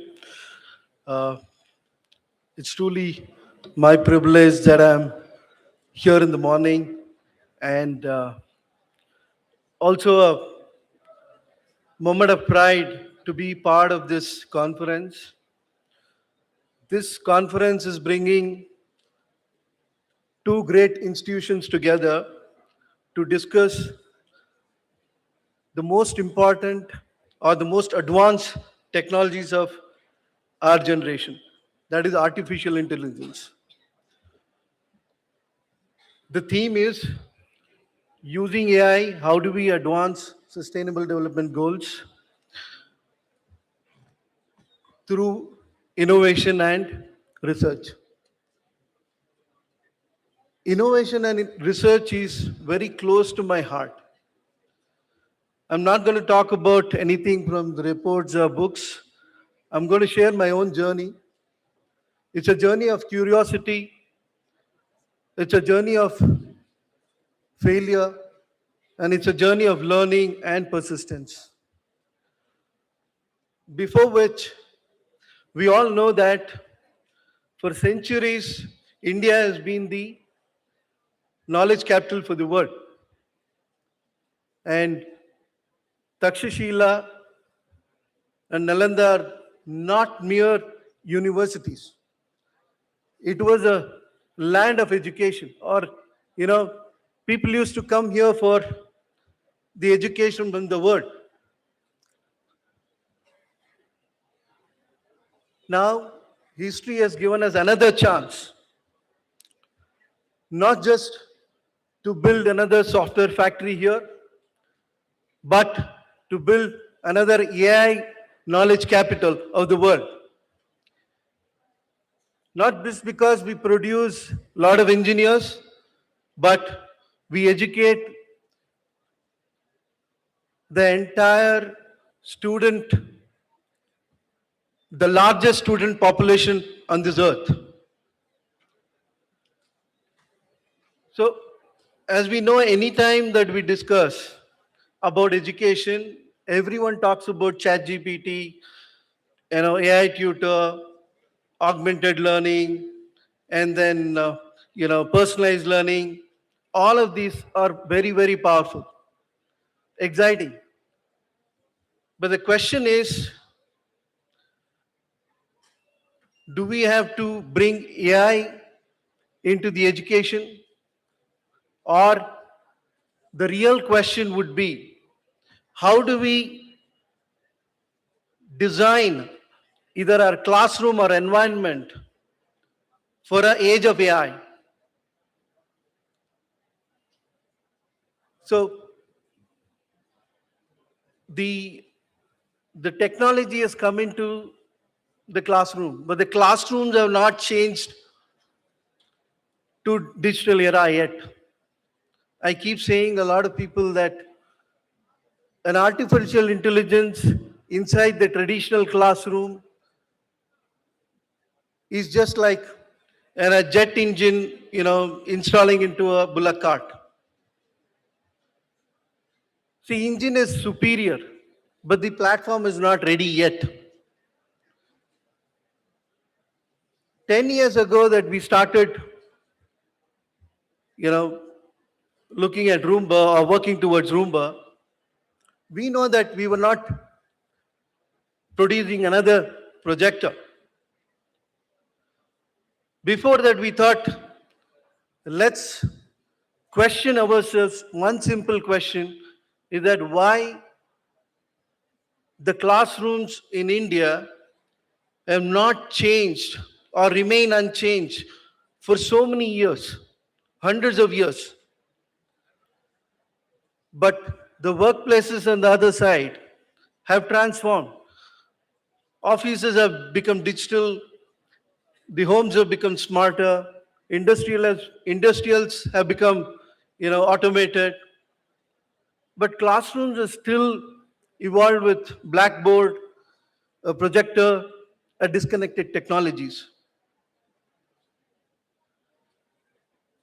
So here is an opportunity that, that particular question took us for at least a decade now. Now, when we think about that, we have about 250, million students learning here. There are about thousands of colleges and universities. If we can transform the classrooms, if we can transform the education here, that becomes the model for the rest of the world. I think we should aspire not to build world's best AI models. We should aspire to build world's best smarter classrooms. Classrooms can change the education. Education can transform the generations. Then generation can transform the nation. People keep asking me that, will AI change or will AI replace teachers? The best technology in the education till today is not a computer. It's a teacher. Teacher who can mentor student, teacher who can actually, shape the character, teacher who can actually inspire the curiosity. No algorithm can replace it. But AI can make a teacher a better teacher. That's the opportunity that we have in front of us today. So it's important that we use the AI as suggested by Professor Bhagwan and also the Minister, Honorable Minister Kargeji, to enhance the productivity and the efficiency of the education. So before I conclude, I would want to leave two thoughts. India does not require AI classrooms. India requires a classroom which can, which is the AI, which is AI digitized era. Future of artificial intelligence is not depending on the data center. It depends on the classroom. Thank you very much. And I would thank organizers. It was a wonderful, session. The next 2 days is going to be very interesting. I would congratulate everyone who's going to be participating in the next 2 days. I hope the partnership develop.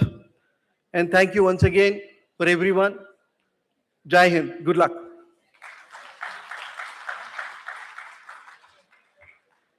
Thank you so much, Satish Ji, for emphasizing on the use of AI to enhance productivity and efficiency of education.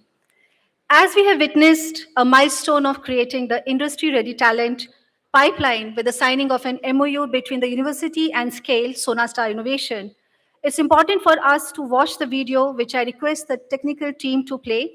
This video leads us on the journey of bringing tomorrow's technology today and creating the day one industry-ready talent by the industry, to the industry, and for the industry. May I request the technical team to please start the video? India doesn't lack graduates, it lacks project-ready talent. Over 1.5 million engineers are produced annually, but only 42.6% are employable. Classrooms move by semesters, industry moves in sprints. What if education ran on industry time? This idea was born in Bengaluru. For decades, Sonatars has hosted the pioneers who sparked India's tech history. A century ago, Karumuttu Tyagaraja Chettiar envisioned a self-reliant India What began as a textile venture grew into a movement that uplifted livelihoods and advanced education. From founding Tyagarajar Polytechnic and Sona College of Technology to hosting Texas Instruments' first GCC in 1984, Sona has always bridged learning and innovation. Today, the Sona legacy is led by Tyagu Valiyappa, a fourth-generation educationalist, entrepreneur, and innovator. Employers today seek practical skills, problem-solving capabilities, confidence, and adaptability far beyond textbooks. Scale was created to bridge this gap and prepare students for the industry from day one. It's a comprehensive training ecosystem that bridges academic learning and industry expectations. International exposure and cultural exchanges broaden perspectives and prepare students for global careers. Industry-focused capstone projects let learners solve real-world problems with corporate partners. Globally recognized certifications validate their skills and boost employability. Scale turns education into productivity, risk into readiness, and ideas into industry pilots. Today, Sona Star signs an MOU with Bangalore City University, bringing Scale's 5D model onto campus. A finishing school, industry-embedded courses, professor of practice, live projects and industry immersion. And this is only the beginning. The same partnership is open to every affiliated college in this room, placement, skilling, and industry collaboration across every domain. This is how KDEM works with us in Karnataka, how Tankam works with us in Tamil Nadu. Now, it's how your college can work with us too, for the industry, to the industry, by the industry. Scale. Co-create, recruit, partner.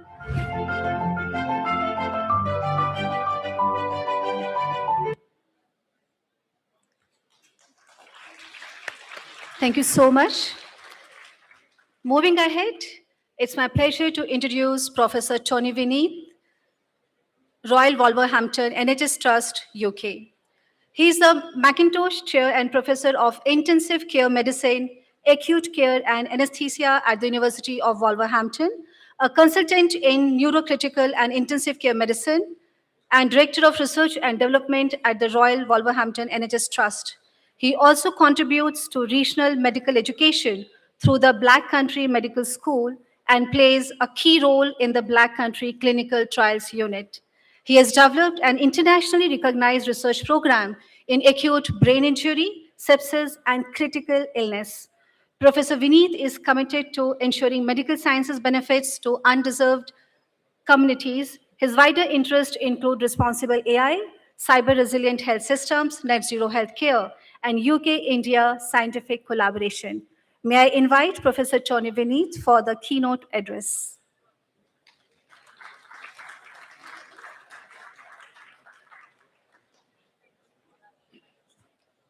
Thank you for the thank you for the kind introduction. Hope you're all okay and you're not too hungry. We're running a little late. So I'm going to talk about healing at scale, how AI can advance humanity. AI is not just a tool. I believe it can really advance, it can improve the humanity, it can advance the humanity. So for the next 20 minutes, that's what I'm going to look at the healthcare and how can we improve using AI. Next slide, please. Medicine is always about people. It's never about machine or software or anything like that. So if you think about it, still doctors and nurses seem to command, as for the teachers, more respect than most other jobs in UK, in the West, and in India. And that still stays the same. It's all about humans and people, and it's not about machines. So the right, I'm just going to move it slightly. So for me, AI is all about who is going to be left behind when you deploy an AI system. It's not about who is it going to help. It probably is going to help everyone, but is it going to help the last man in the queue? And that's how we're going to look at it. Next slide, please. So if you think about it, good medicine is available everywhere. If you have money, and if you live in Bangalore, your medical care is going to be as good as anyone else in the world. Okay, but remember this: 4.5 billion people does not have access to modern healthcare, and that's a big chunk of humans in the planet.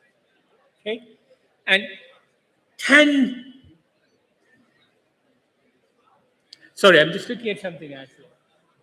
So it's predicted that there is a shortfall of about 10 million people of healthcare workers. So if you are in Bangalore, you'll be surrounded by doctors and nurses. But if you go to one of the villages, just literally outside Bangalore, you would not have a doctor or a nurse. So the question is, how can you bring AI to those people? It's okay to raise the ceiling, but unless we raise the floor of what we provide, none of this is going to work. Thank you. Is it on? Can you hear? And there is a gap between healthy people and unhealthy communities. And it turns out that within India, if you live in an affluent part of India, you're likely to live about 20 years more compared to a village, which is literally a few kilometers outside the healthy areas. So a change in your PIN code is associated with how long you live. We don't want a society like that, do we? We want a society that helps every human to flourish, not just selective, affluent humans. And that's exactly what AI could do. It can actually democratize the healthcare. It can reduce the inequality that is inherent within the healthcare. Next slide, please. So what can AI do? It can diagnose, discover, and deliver. Now, to avoid any criticism, I'm only going to use our papers. And I will, if I'm going to use somebody else's work, I will appropriately signpost it. So nobody else can be blamed if I say something wrong. So next slide, please. So that girl on the top, her name is Ella Koti. She was my PhD student in Birmingham. She just finished her PhD. She's a medical student now. So what she did was, she did a work with OCT, which is a little machine that looks at the back of your eye. And they say that our eyes are the windows to the soul. And it actually is. Okay? The blood vessels within the eyes reflect your brain, reflect your kidney, reflect your heart. So if you got unhealthy blood vessels within the back of your eye, that means actually that all the other organs are unhealthy too. Next slide, please. And it takes about 5 minutes. And I did write all the papers, actually. So that's what you would see if you look at the back of the eye. On the top left, you can see actually that it is a healthy-looking eye. On the top right, which is plate B, what you can see is if you got an infection, the blood vessels look slightly haphazard. And actually, it turns out that half of them would die and not return back. So same, if that happens in the eye, that happens in the heart. And that's associated with very accelerated aging. We published a paper saying that if you get moderate to severe COVID, you age by about 10 years physiologically, and you die 10 years early. So that's one reason probably and perhaps to get vaccinated and avoid infections if you can. Next slide, please. So on the top right corner, that's my very good friend and colleague, Professor Ben Fisher. So during COVID, there was no treatments, okay? And we all know what happened. Millions and millions of people die. Okay, so Ben and I worked, and we were probably the only group in the United Kingdom, actually only group in the world at a precise point, who came up with a phase 2 trial that invented a new molecule to treat COVID. Okay, so then we worked with our colleagues, Tony Gordon for REMAP-CAP, and we created something called adaptive designs. And quite a lot of them were using quite heavy AI and quite a lot of what we call as Bayesian priors defined by AI to rapidly learn the process. So now, to summarize that slide, AI can be used in drug discovery, and we can rapidly create and cure disease like we did in COVID. Remember, UK, small island of 60 million people, less than Karnataka. We produced more drugs for COVID than anywhere else in the world within our small cohort. Now, imagine what we can do if Karnataka gets the same kind of access and we put our mind to it. It's all about putting the mind to it. There is nothing that you can't do here. Okay? As the minister rightly pointed out, we are the fourth largest industrial cluster in the world. Leverage it. Next slide, please. That person on the top is George Gutos. He is a professor of good friend and professor of data sciences in Birmingham. And what we did with him was we used AI to create a model. So in the first 24 to 48 hours, if you become unwell with COVID, we can predict whether they're going to die or to live. And that's based on artificial intelligence. So what we did was, one of the big problems with COVID in the initial year or so was the data that came out of China was almost always false, and everybody lies. All the politicians, all the Chinese politicians and the Communist Party want to make it look very good, the data look good.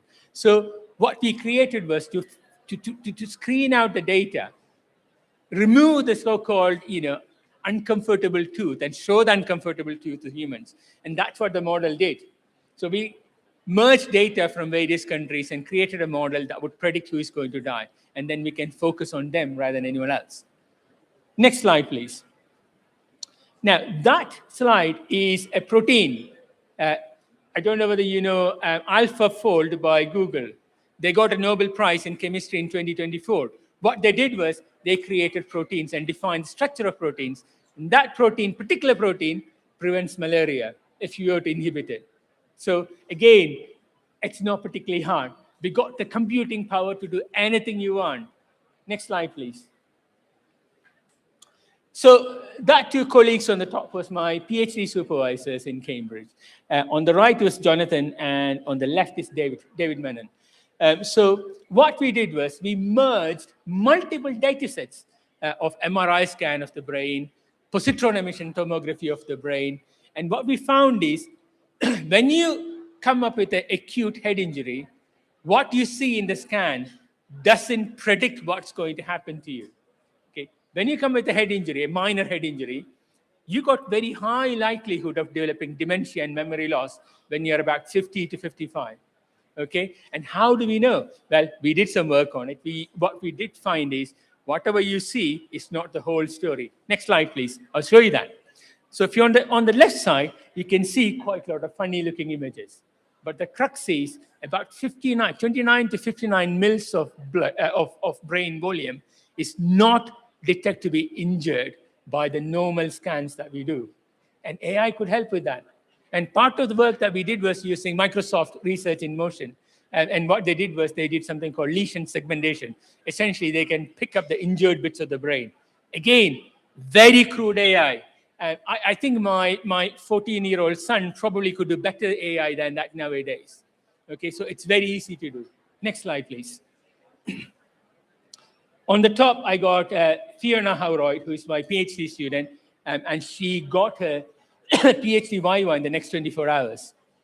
What we did was, not only this, we should take the medicine to the patients. Okay, they are at home. So you guys are sitting here in Bangalore, but as I said, the person who is living in a village about 10 miles from here or 10 kilometers from here doesn't have access to medicine or facilities. So we need to take medicine to them. That is the whole concept of hospital at home. And what Fiona showed was we can actually deliver AI-driven or potentially AI-driven rehabilitation services to people who come from ICU. And then their outcomes can be improved within 6 weeks. Okay, so again, easy to do. That's a great business because you can actually take that to the community and you can do a bit of subscription fee or whatever it is that you want. So good medicine is good business opportunity. Next slide, please. But the problem with technology is it is not the destiny. Okay, I'll tell you why. Next slide, please. Equity trap. If you think about it, any medical study, any genomic study, in that 96% of participants are white males. Okay? Now, I can't see any white males here as far as I am concerned. Might be one in the back, but I can't see anyone. That means the data that we generate is not applicable to you. This is in the era of polygenic risk scoring system. But If you asked me about 10 years back when I was a new consultant, I would turn around and say about 1 or 2% of all illness can be predicted by genomic or gene analysis. But now, when you're born, within the first week, 85% of diseases that you're going to develop by the age of 50 can be diagnosed. What we do is we measure bits and bits of gene, and individually they will only contribute 1 or 2% to your future illness. But if you put it all together with something quite clever called polygenic risk scoring, you can then create a very clever model that would predict how long you live, what are the illnesses that you're going to develop. Okay. Now the problem is, because 96% is white people or white men who took part in the research, it's not applicable to you. That means you can't use that, unfortunately. So it's ethically important that we take part in it.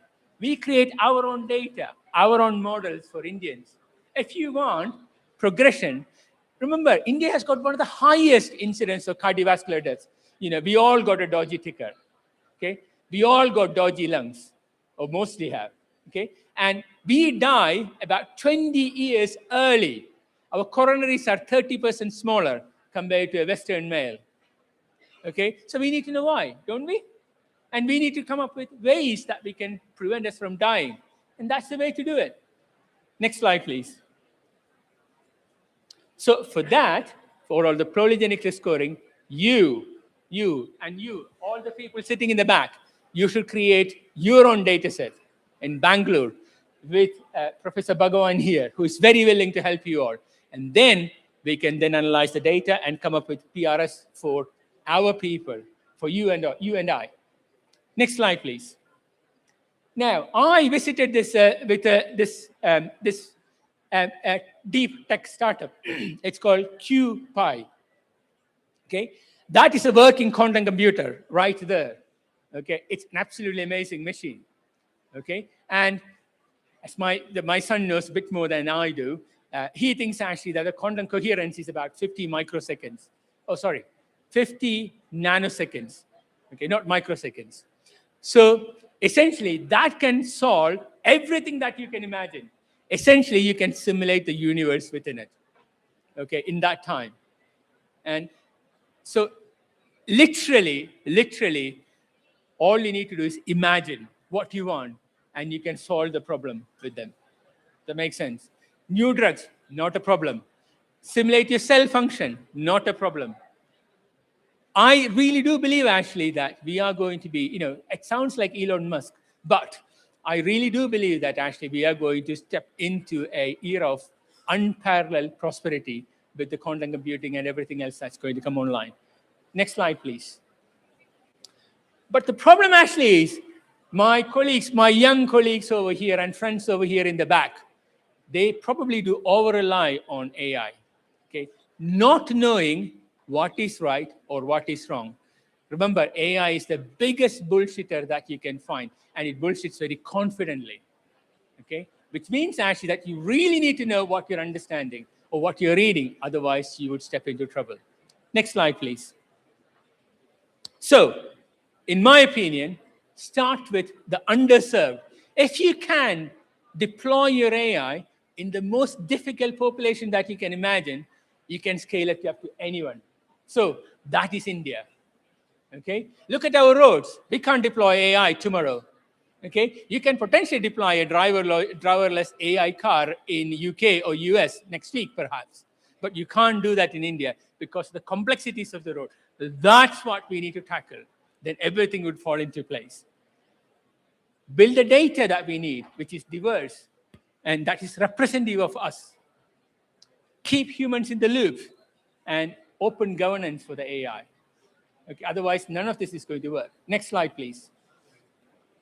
So diversity, as I alluded to, this is not a charity.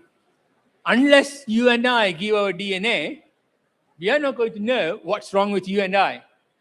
And that's where it starts. We do need to take part. We can't just step back and point finger to say that, oh, that guys are not working for us. We are not even an LMIC anymore. You can't even put a grant from India saying that we are an LMIC. We are the 6th largest economy with a very educated workforce with many industrial clusters. So we cannot step back. It's our responsibility to take part in it.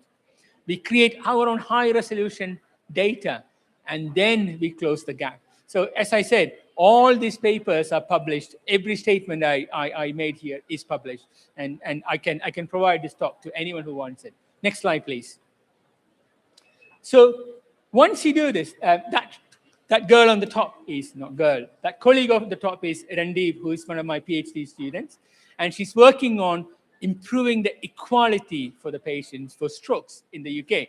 In UK, if you get a stroke, depending on what bit of the country that you live, very close to in Bangalore, there is about 2 or 3 centers that provides high quality care for stroke called thrombectomy.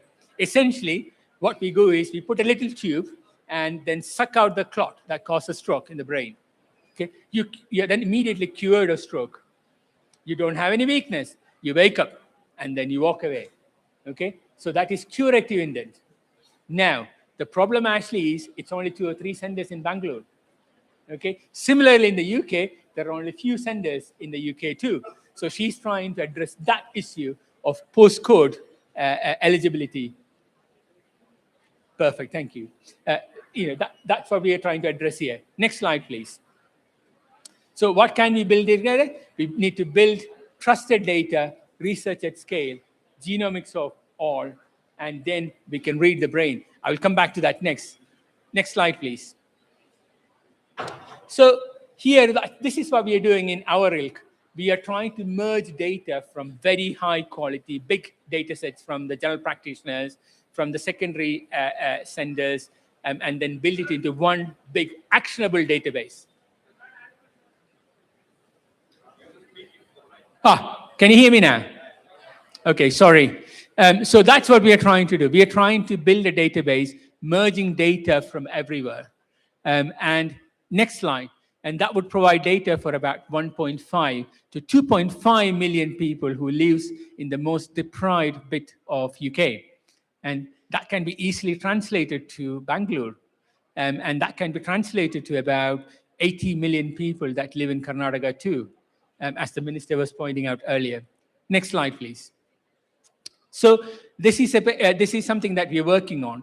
We are collecting data on second generation Pakistani and Bangladeshi population within the UK. They don't generally take part in any studies or anything like that, for whatever reason that is. So we are trying to address the genomic gap in that population. Next slide, please. So we were featured in BBC a few times about this. Again, the problem with that is you get a lot of hate emails saying that you're trying to work out the genomics to euthanize people. But ignore all of that and push past it. But it's quite a useful thing to do. Next slide, please. This is work that we did, which I would briefly allude to. Patients who remain often unconscious after a brain injury, apparently their brain works very well. And the 3 colleagues on the top, Damien Cruz, Ali Masahiri, and Steve Sturman, we proved actually that these people can hear us if you talk to them, even if you are in coma. Okay? And we can use artificial intelligence to listen to them, talk to them who are in comatose state. Next slide, please. My dear friends here, Suresh and Shubha, and with them, we are working to decarbonize our care in health services. If health services was a country, okay, it would be the 5th largest emitter for carbon dioxide. So we are trying desperately to reduce the emission. We are helping using AI to sort out the NHS waste and healthcare waste so it can be appropriately recycled. And a good business is good for the patient, it's good for the planet, and it makes sense as a good economy. Next slide, please. So in an ideal world, good care is just a baseline that we should explore and expect to happen, and it's not an exception. Okay, next slide, please. So for me, for that, you need to fund, invest in data, train human beings, and govern together. Next slide, please. And I'm here because of my PhD supervisors. They taught me everything I know. And next slide, please. And Suresh and Shubha here. That's why I'm here. Thank you for listening to me.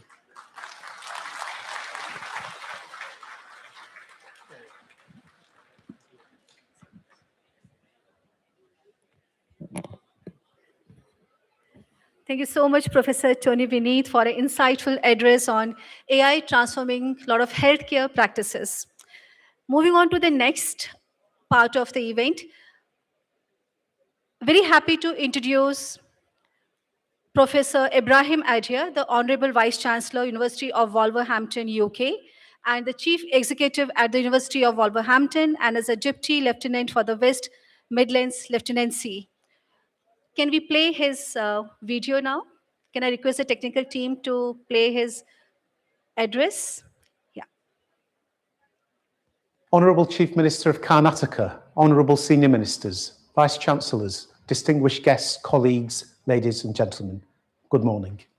It is my great pleasure to welcome you to the Wolverhampton-Bengaluru Centre Multidisciplinary International Conference on Leveraging Artificial Intelligence for Sustainable Development. On behalf of the University of Wolverhampton, I extend our sincere gratitude to all our sponsors and partners who have made this conference possible. I would particularly like to acknowledge the outstanding support of Dr. Manmohan Singh Bengaluru City University and the Karnataka State Higher Education Council, Government of Karnataka. Their vision, leadership and collaboration have been instrumental in organising this important and timely international conference. The University of Wolverhampton is proud of the Wolverhampton-Bengaluru Centre for Research and Innovation and is fully committed to its long-term success. We see the centre as a strategic platform for advancing research, innovation, education, skills development, entrepreneurship and knowledge exchange. Together with Dr. Manmohan Singh Bengaluru City University, we are creating opportunities that will deliver lasting benefits for our students, researchers, industry and society, while strengthening the partnership between the United Kingdom and Karnataka. This commitment is already delivering tangible outcomes. During June and July, we successfully hosted the Scholars for Outstanding Undergraduate Talent, Climate Innovation Resilient Cities Leadership and Equity programme, and launched the Strengthening Patents and Research for Knowledge Equity, a British Council-funded research project. Today's conference builds on that momentum and reflects our shared ambition to develop impactful international partnerships that address global challenges through research and innovation. Artificial intelligence is one of the defining technologies of our time. Its true value lies not only in technological innovation, but also in its ability to improve healthcare, transform education, accelerate sustainable economic growth, build smarter cities, enhance public services, and contribute to achieving the United Nations Sustainable Development Goals. This conference reflects our shared commitment to harnessing AI responsibly, ethically, and collaboratively for the benefit of society. Over the next few days, I encourage you to exchange ideas, forge new partnerships, and develop practical solutions that will shape a more sustainable, inclusive, and prosperous future. Together, through the Wolverhampton-Bengaluru Centre, we can demonstrate how international collaboration, academic excellence and innovation can unlock the potential of artificial intelligence to drive sustainable development and create lasting impact for our communities and future generations. Thank you for joining us. I wish you all a highly successful, productive and inspiring conference. Thank you so much to Professor Ibrahim Adhia, though we are missing him here, but thank you so much for being the driving force for driving the conference and sending his wishes through the video. Moving on, it is my pleasure to invite Professor Ramesh B., the Honorable Vice Chancellor, Dr. Manmohan Singh, Bengaluru City University, for the presidential remarks. He is an accomplished academician, administrator, and researcher with over 27 years of distinguished experience in teaching, research, and university administration. Over to you, sir.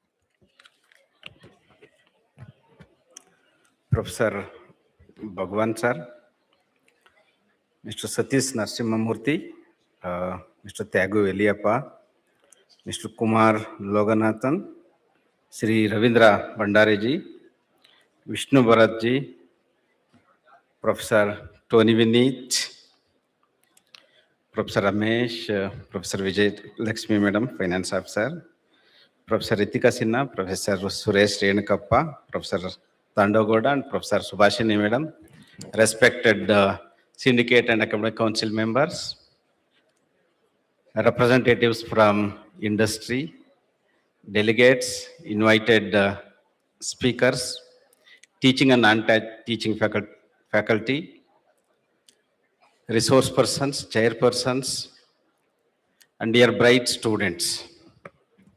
At the outset, on behalf of Dr. Manmohan Singh, Bangalore City University, I congratulate the organizing committee of this international conference under the aegis of WBC for organizing this 2 days international conference on leveraging artificial intelligence to advance sustainable development goals.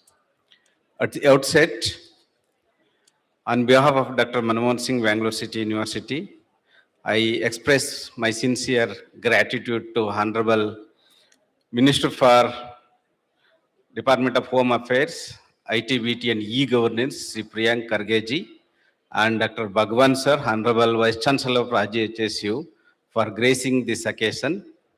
Sir, your presence really inspired and encouraged the entire academic community. Thank you very much for your valuable presence.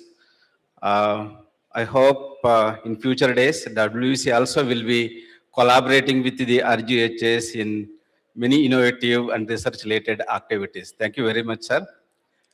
And also at the outset, I thank our respected Professor Lingaraj Gandhi, sir, the former Vice Chancellor of this university, Professor Ibrahim Ajin, Prashant Pillai, Professor Suresh Renkappa, Professor Subhashini Madam, and of course, Ritika Sinha and Dr. Tandagoda. Sir, as a team, they have initiated and they are forwarding with utter commitment, the activities of WBC to strengthen the research and innovative activities, particularly to help the society to solve the real societal problems.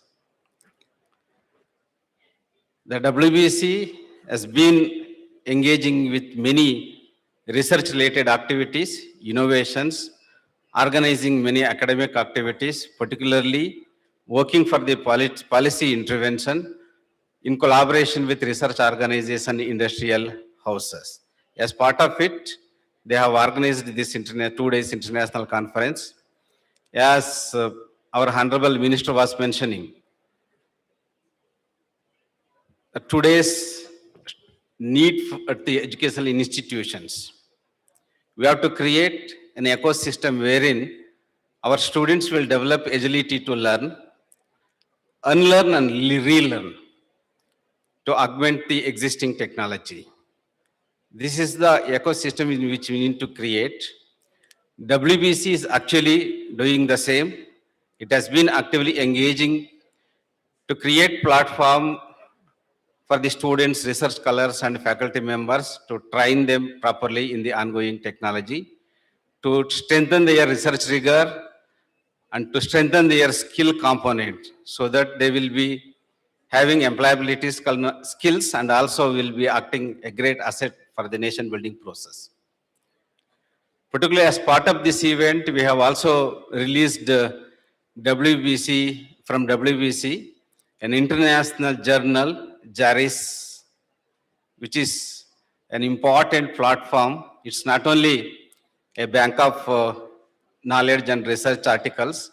It will be the great platform, particularly for the youngsters to publish their research papers, to connect the global world and to become global citizens by publishing their valuable research papers through this international journal.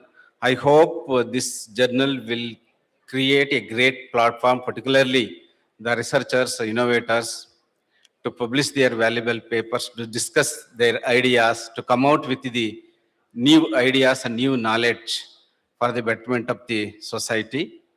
As part of it, we have also entered an MOU with the SONA group of institutions. When we talk about the employability, always we talk about there is a huge gap between industries and the academia.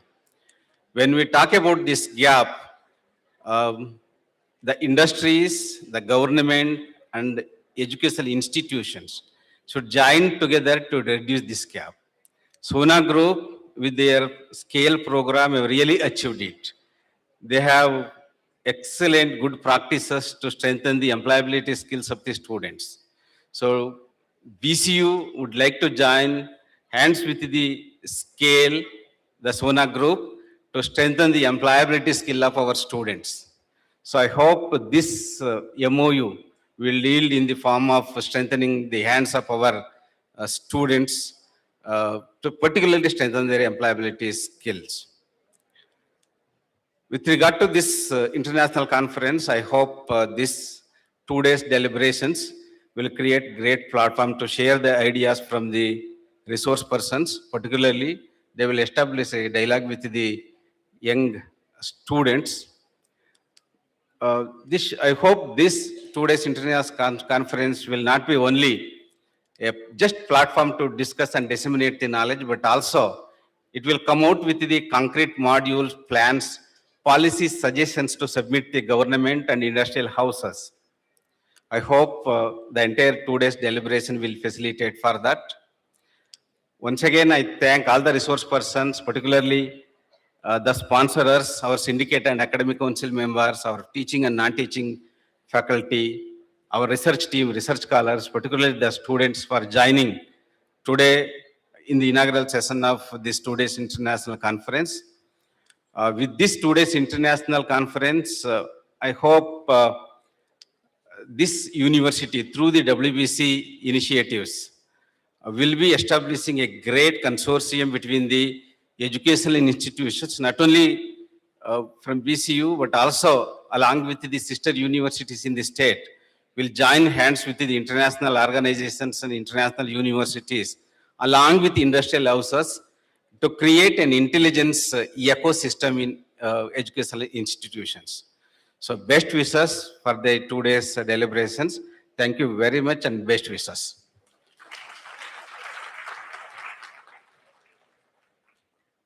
Thank you so much, sir, for your visionary leadership, commitment to academic excellence, institutional development. Bhagwan sir will speak for 2 minutes. Yes, yes. Bhagwan, sir. Sorry, before vote of thanks, as I make it mandatory as Vice Chancellor of the biggest health university in the country, I would, because all the students are there, I just wanted to pass on this message that Rajiv Gandhi University is the first university who has taken up Nasha Mukt Bharat in the whole country. And I would request Honorable Vice Chancellor Professor Ramesh also to take it up in his campus.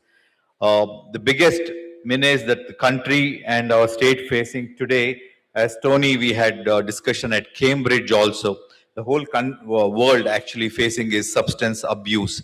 30 to 40% of our students, especially in India, are getting addicted into substance abuse, some kind of substance abuse. I would request, especially girls, and non-communicable diseases are on the rise. It's not only going to destroy your career, but your families and the whole society. So to build up, as it's been advocated by the state government and the government of India, Swasthya Bharat Shrestha Bharat, Swasthya Karnataka Shrestha Karnataka, and Swasthya BCU Shrestha BCU, Bangalore University. I request all of you to stay away from drugs, say yes to life, and say no to drugs. Thank you very much for giving me this opportunity. Thank you so much, sir, for driving this initiative and message. And a very important message for youth, please say no to drugs. And coming towards almost close of the event, before that, I thank our Honorable Vice Chancellor, Professor Ramesh V, for his visionary leadership, commitment to academic excellence, institutional development, quality assurance, and inclusive education. Your dedication is strengthening higher education through innovation, research, industry, and community engagement, and this is highly inspiring, sir. Thank you so much. Now I take the pleasure to invite Dr. Disha S., the coordinator, Wolverhampton-Bengaluru Center of Research and Innovation, to present the vote of thanks.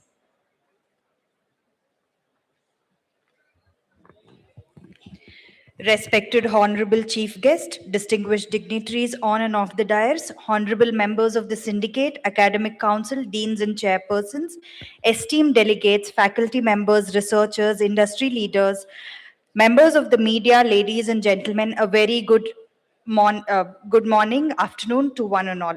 As we conclude this inaugural session of the International Conference on Leveraging Artificial Intelligence to Advance Sustainable Development Goals, it is my honor to propose the vote of thanks on behalf of the Wolverhampton-Bengaluru Center for Research and Innovation, Dr. Manmohan Singh, Bengaluru City University.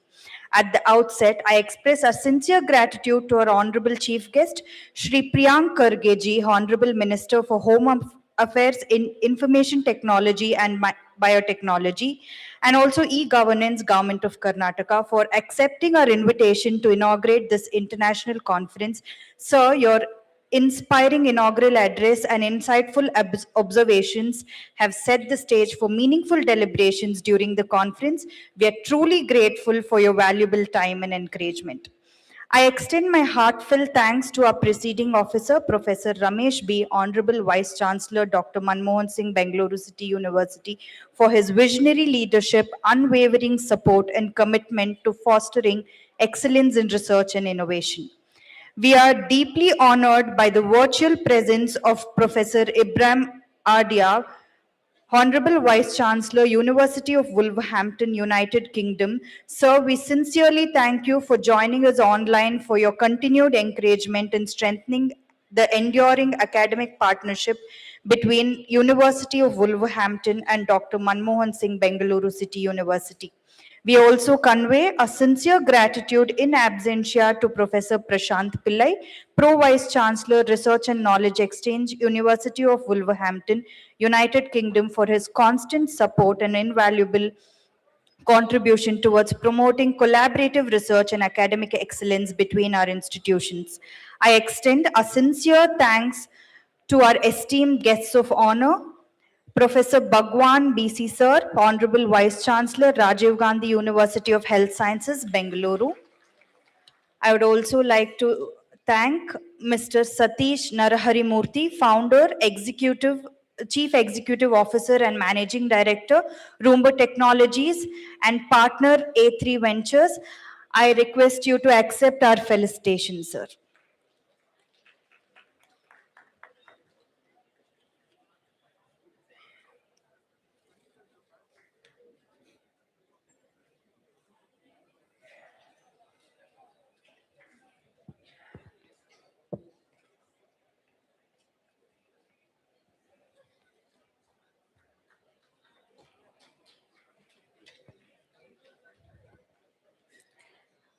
Mr. Tyagu Velliyappa, Vice Chairman, Sona Group of Institutions, Chief Executive Officer, Sona Star Innovation Private Limited, and founder and Chief Mentor at Scale. Sir, I request you to accept our felicitations.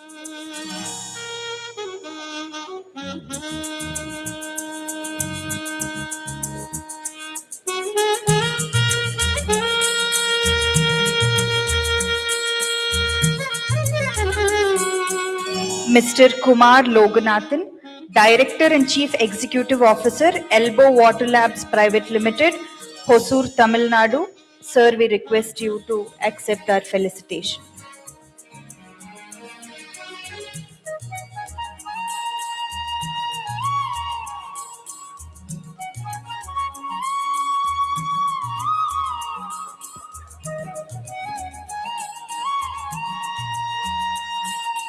Shri Ravindra Bandari, Vice President, Jain Group of Institutions, Bengaluru. Sir, we request you to accept our felicitation.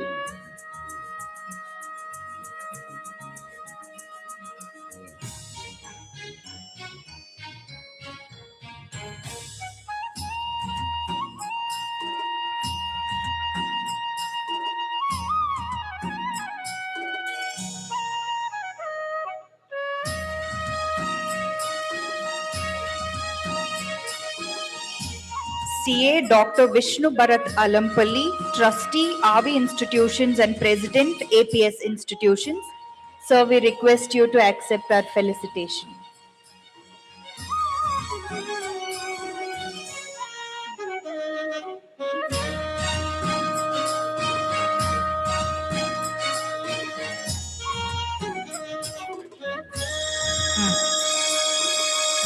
We sincerely thank each one of you for honoring this occasion with your esteemed presence and for sharing your valuable insights and perspectives.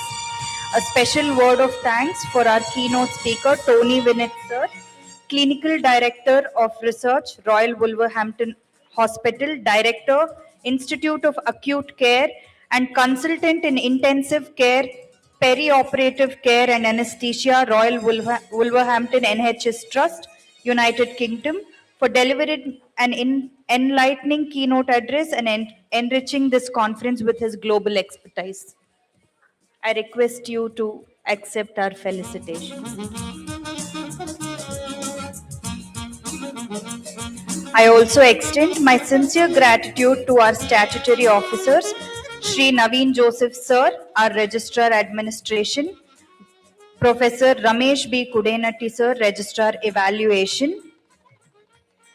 I request Ramesh Sir to come forward and accept our felicitation.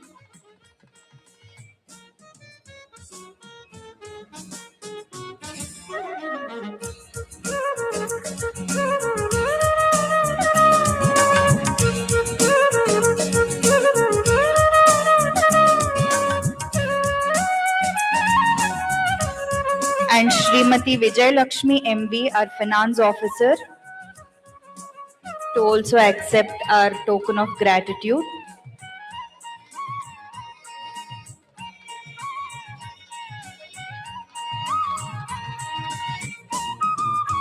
Thank you for your valuable support. My heartfelt congratulations and sincere thanks to our lead organizers, Professor Ritika ma'am, Professor Suresh Renukappa sir, Dr. Tandav Gowda sir, and Professor Subhashini Suresh, whose vision, meticulous planning, and tireless effort have made this prestigious international conference a resounding success. We gratefully acknowledge the generous support of our esteemed sponsors and collaborating organizers, Roomba Technologies Private Limited, Sona Star Innovation Private Limited, Scale, Elbow Water Labs Private Limited, Jain College Autonomous, RV Institute of Management, International Youth Council New York, Entrepreneurship Development Institute of India, Ahmedabad, Reach Much Higher, and Lumos by Sonia. Your partnership has been instrumental in the successful conduct of this conference. I also extend my sincere thanks to all our paper presenters, session chairs, panelists, reviewers, moderators, delegates, academicians, researchers, industry experts, faculty members, students, invitees, and participants for your valuable contributions and active participation, which have made this conference intellectually enriching. Our sincere thanks are also due to the print, electronic, and digital media for their support in giving wider visibility to this conference. Finally, I express my heartfelt gratitude to our former Vice Chancellor, Professor Lingaraju Gandhi sir, for coming to this occasion, statutory officers, deans, chairpersons, honorable members of the syndicate and the academic council members, organizing committee, faculty members, administrative staff, technical team, volunteers, protocol team, and every individual who worked tirelessly behind the scenes. Your dedication and contribution efforts have ensured the seamless execution of this event. With these words, I extend our sincere gratitude to everyone who has contributed to the success of this international conference inauguration. Thank you all. I wish you a productive and enriching conference ahead. Thank you. I request you to play the national anthem and everybody to stand up for the national anthem.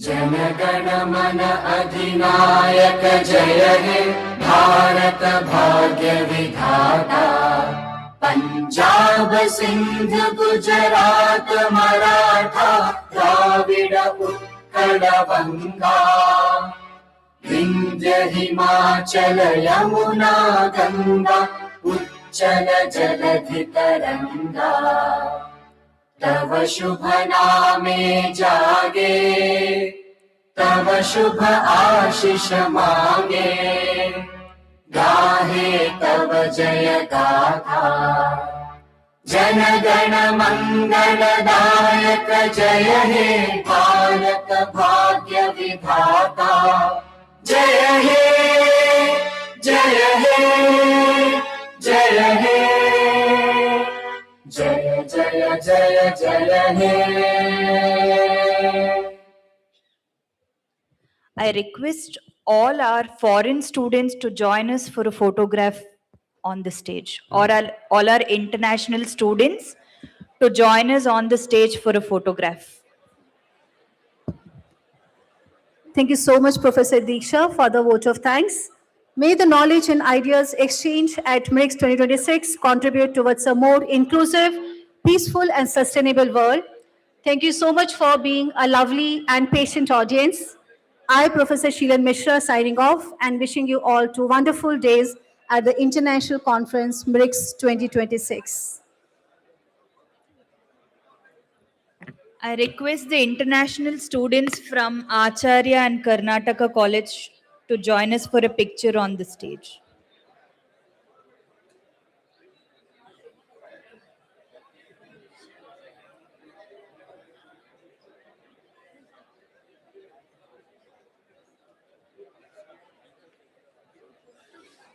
For lunch.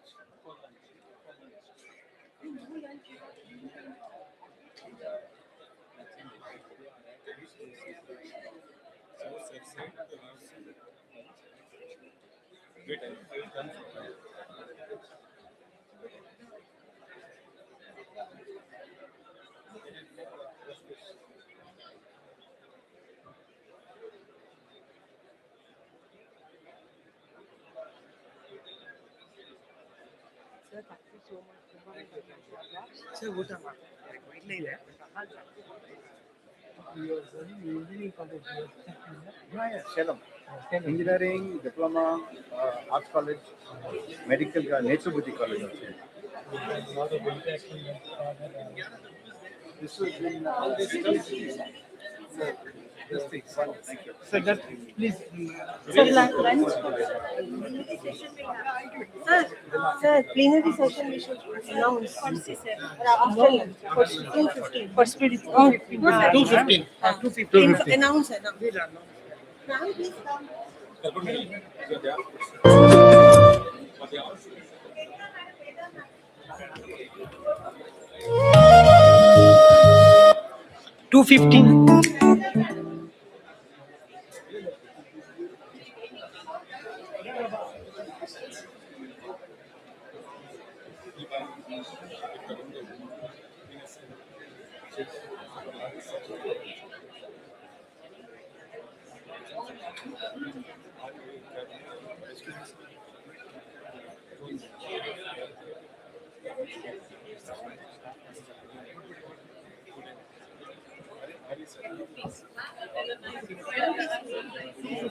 Last week.